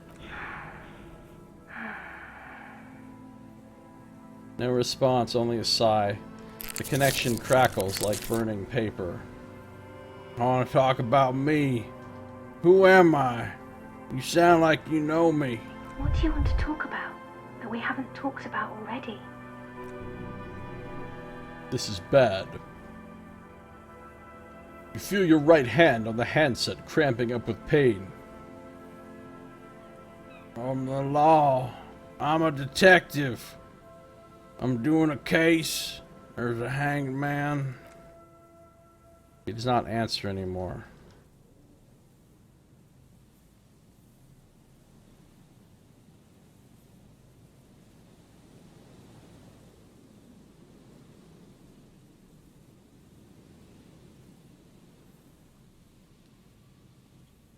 Doesn't matter.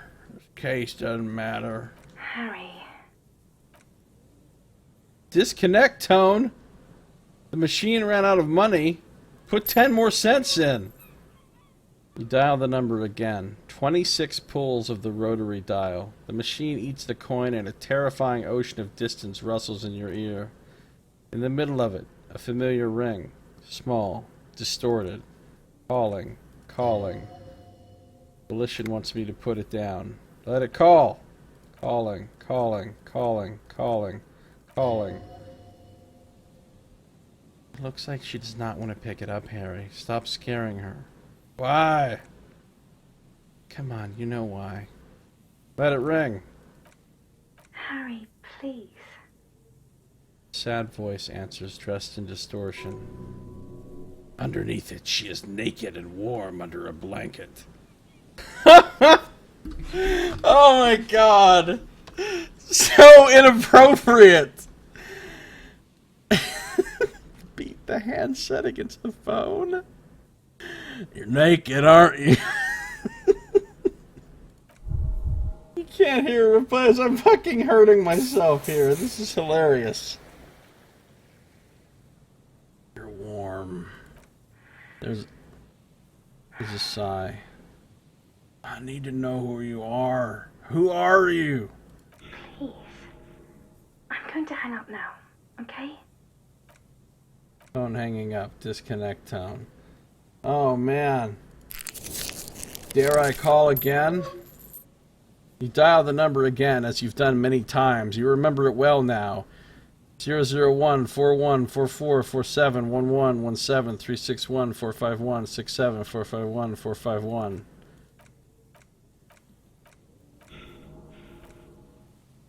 And calling. For who knows how long. But no one answers. You need to insert more money to call again. You want my money? Punch the phone. Cold metal is hard and your knuckles bleed. Takes your mind away from that voice for 1 second at least. That's enough now, officer. The lieutenant stands at a different distance. You want more money now, huh? You want fucking money? Punch the phone again.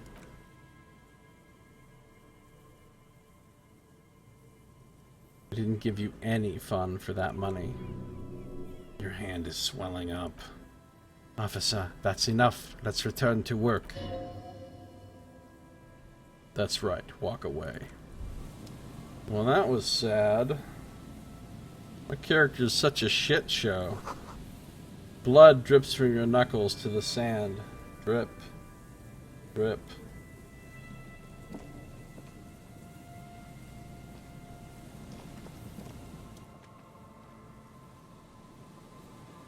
A metal payphone under a yellow plastic dome. There's a bitter, caustic taste on the tip of your tongue as you look at the handset.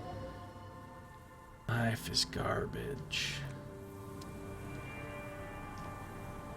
Yes?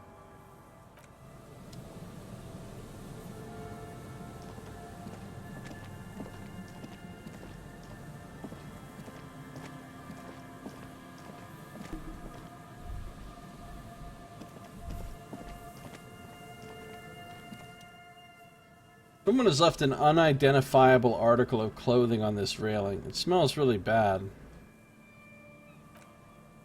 It's streaked with dried seagull shit and tangled with pieces of seaweed.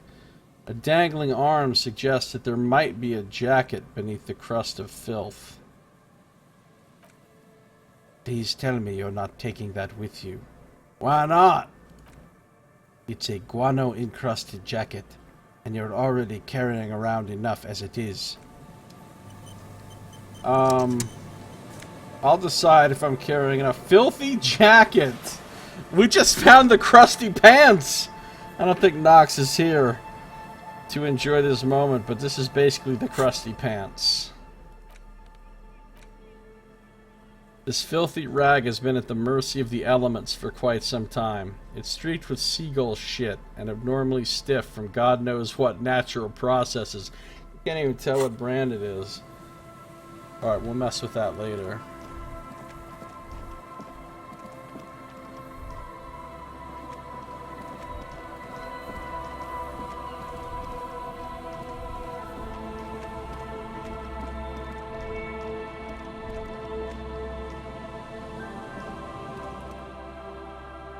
There's some tear, an empty cigarette package, and a crumpled kebab wrapper in the trash bin.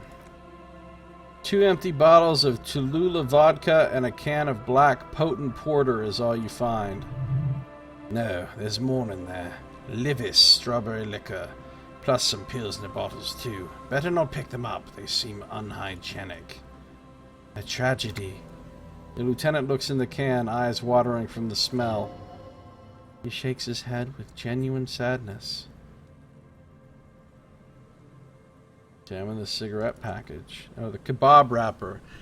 You see traces of mayonnaise and ketchup on it, as well as a tomato wedge. The wrapper reads, Shish Kebab Revachol. It's hard to concentrate in the smell. The sea air brings some relief. Cigarette package. Whoever tossed it here was a heavy smoker. The brand name reads Red Astra. Now this makes partying look bad. Still, don't let it sway you. You're responsible. So I guess I can't take any of that particular trash. Okay, so then we've got ourselves some kind of... Taught that phone a lesson, you're damn right.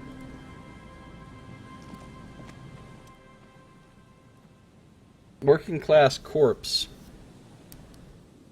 A man lies on the boardwalk, his limbs bent and neck turned at an unnatural angle. Right next to him is an empty bottle of spirits. In his cramped hand, a chewing gum wrapper. Half of his body is slipped between the cracked boardwalk, starting with the left leg. The fall has left him broken, contorted like a sad puppet. The smell is not as bad as a 2-week-old corpse, but it's definitely heading there. Hold on. The lieutenant squats next to the corpse and examines his face. 2 bulging eyes stare back at him, void of any signs of life. Think you'd be okay? Divinity is faintly pronounced. Whoever this is, he's been dead for 2 days, no longer. He stands up and shivers as a gust of wind blows through his bomber jacket. We need to investigate. Bulge! Right, explode. Study the surroundings. There's some dried blood on the metal bench, right where the corpse's head rests. The floorboards are rotten and slippery wet around the hole. An empty bottle lies nearby. A chewing gum wrapper is clutched in his fist. Chewing gum wrapper. Is it apricot? Bolg! Oh, yes! Bolg! Rubowski Spearmint Chewing Gum. Green leaves on the cover. The man's mouth is half agape from the terror of the fall. The blackness of death. Stench. You think you see white chewing gum, too. Confirmed. Nearly the whole pack is there, solidified on his lower rear teeth. He ate the whole pack, right? It's to cover the smell of alcohol before going home. The worst thing is... The man shudders from the cold. I've seen it before. Almost the same scenario. Even the chewing gum. It's always the same. In a ditch in a road off the 881, he thinks. A young father. Then he shakes his head to make the memory stop. Examine the bottle. A 0.75 liter Tulula vodka with its cap missing. There's hardly anything left inside. It's mid-market spirits with a slight touch of menthol. The man meant to enjoy himself, have a good time. Tear all around us. He looks at two other bottles near the coin-operated viewer, then at your yellow plastic bag. I'd prefer if you didn't collect them this time. It's not proper. What? Shut up. True. It feels disrespectful. Step on the floorboards.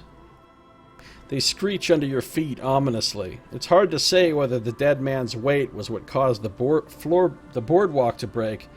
It definitely looks fragile. You see waves churning below. Something cracks beneath your feet. Examine the man's head. A dried chunk of blood covers the hair at the back of his head. An open wound. It's sticky and cold to your touch. This is where he came out of himself. Drop by drop when he was unconscious.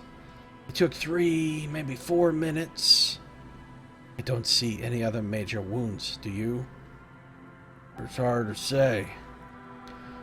Seems like the head wound was fatal. It's exactly the shape of the bench.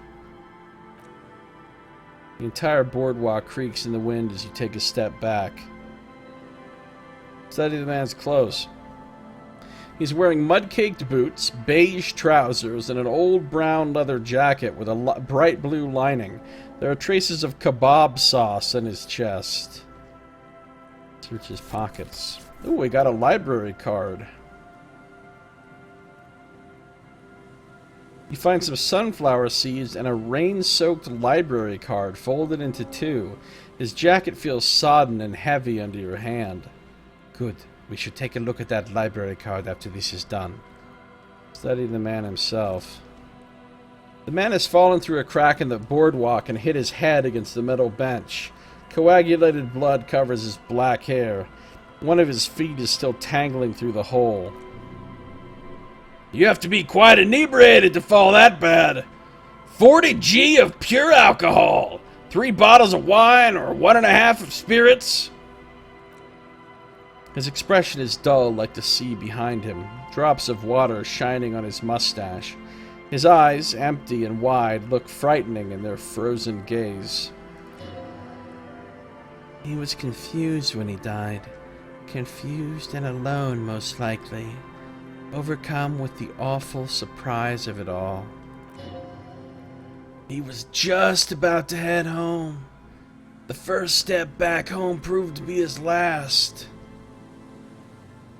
Who is this man? Looks like one of the locals. You'd have to know this spot to come here. You don't just walk over here. Well, we did. You look south the way you came. But that's just a lazy assumption. What do you think? At least this man knew how to party! Imagine the same scene without the bottle! Now that would be just sad! This is an omen. A sign from above that you need to stop drinking. This is what I was just thinking. This was like a grim picture of how my character could end up.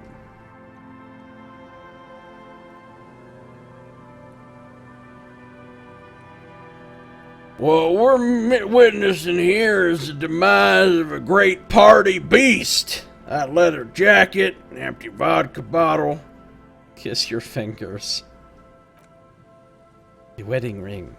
Kim points at the ring on the man's left hand, the flesh around it swollen and gray.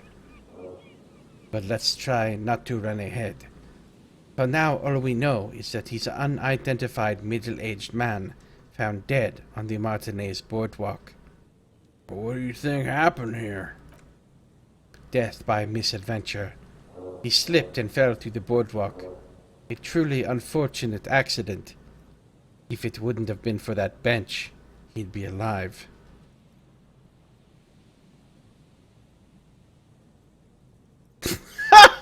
What a random question. Like that has anything to do with anything. What about the kebab? What about it? The deceased ate some kebab. He shrugs.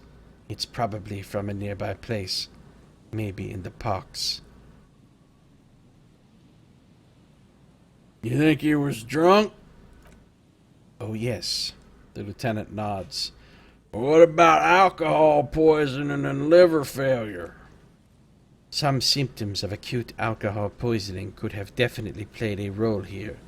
Severe confusion, respiratory depression, unpredictable behavior. But I think that death arrived through head trauma, not liver failure. Could it be related to the lynching? No, I don't see anything that points in that direction. But now let's treat this case as a simple, albeit sad, accident, unrelated to the murder case. Yes, but what if there's a killer on the loose? 2 suspicious deaths in such a short time frame.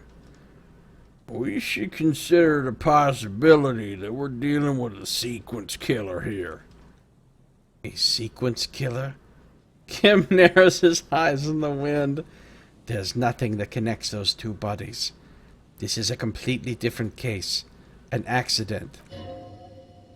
What if all this is staged? He could have seen something that night in the yard.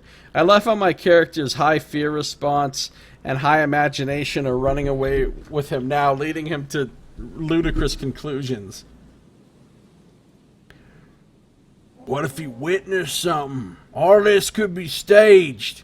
We don't know the exact cause of death. It's possible. But let's take it step by step. We still haven't identified the man. Someone should be held responsible for this broken boardwalk. It's dangerous. They'll seal this place off after the news reached the Coalition officials.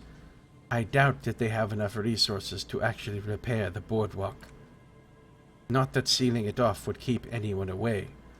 All it does is keep the city council's hands clean. Smiles sourly. Right. Does seem to be a pretty straightforward misadventure, although there's still the question of identifying the body. Or what should we do with him? From where I stand, I can see 2 options. We either take the case and follow the leads to identify the body on our own, or we report back to the station and I leave this for our colleagues to handle. Hold on. What about field autopsy? A field autopsy isn't necessary if the cause of death doesn't appear to be criminal, and this looks like a simple accident to me.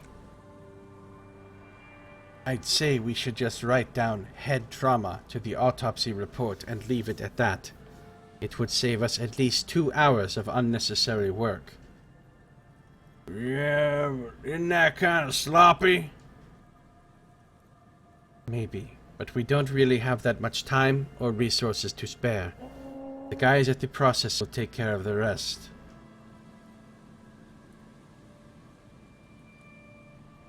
We found him. We should finish this. New task, dead body on the boardwalk. Another dead body, this time on the Martinez boardwalk on the coast. Search the man's remains and follow the leads to see if you can verify his identity. Call the station about the body, examine the library card.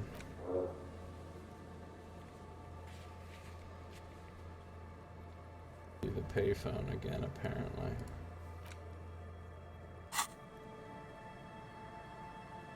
Alright, we should examine that library card you found. Then we can call the station from my Kanima, let them know we're taking the case. Folded library card. A library card found from a pocket of the dead man on the Martinez boardwalk. It's still slightly damp to the touch. The cover bears the stamp of Jamrock Public Library. The library card is folded into two and still slightly wet to the touch. The front side reads, Central Jamrock Public Library Card, issued to Billy Majon. Expires July 53. Look inside. Whoever owns this card is an avid reader. You find a list of books written in blue pencil. Radio thriller. Stand a little less between me and the sun. The last one on the list is The Glinting Curve by M. Thibault. A library stamp indicates that the book has been returned. Most of these titles seem to be in the sci-fi genre. Some thrillers, too. Look at the backside. If lost, please return the card to the library. Dial 00502-55211 or visit us at Merrow Street 78, Jamrock. Business hours 9 to 18. Good. He takes a note. We should give them a call from my Kanima, see if we can learn anything about Billy Majon. Alright.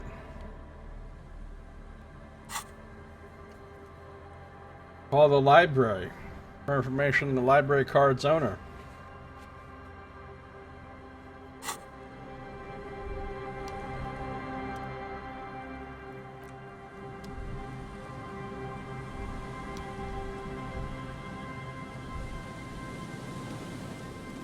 Well, cool. We got through some interesting stuff here.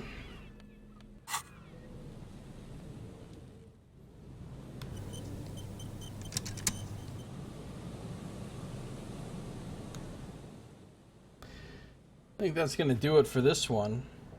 Thank you for watching. This has been Josiah Plays Disco Elysium.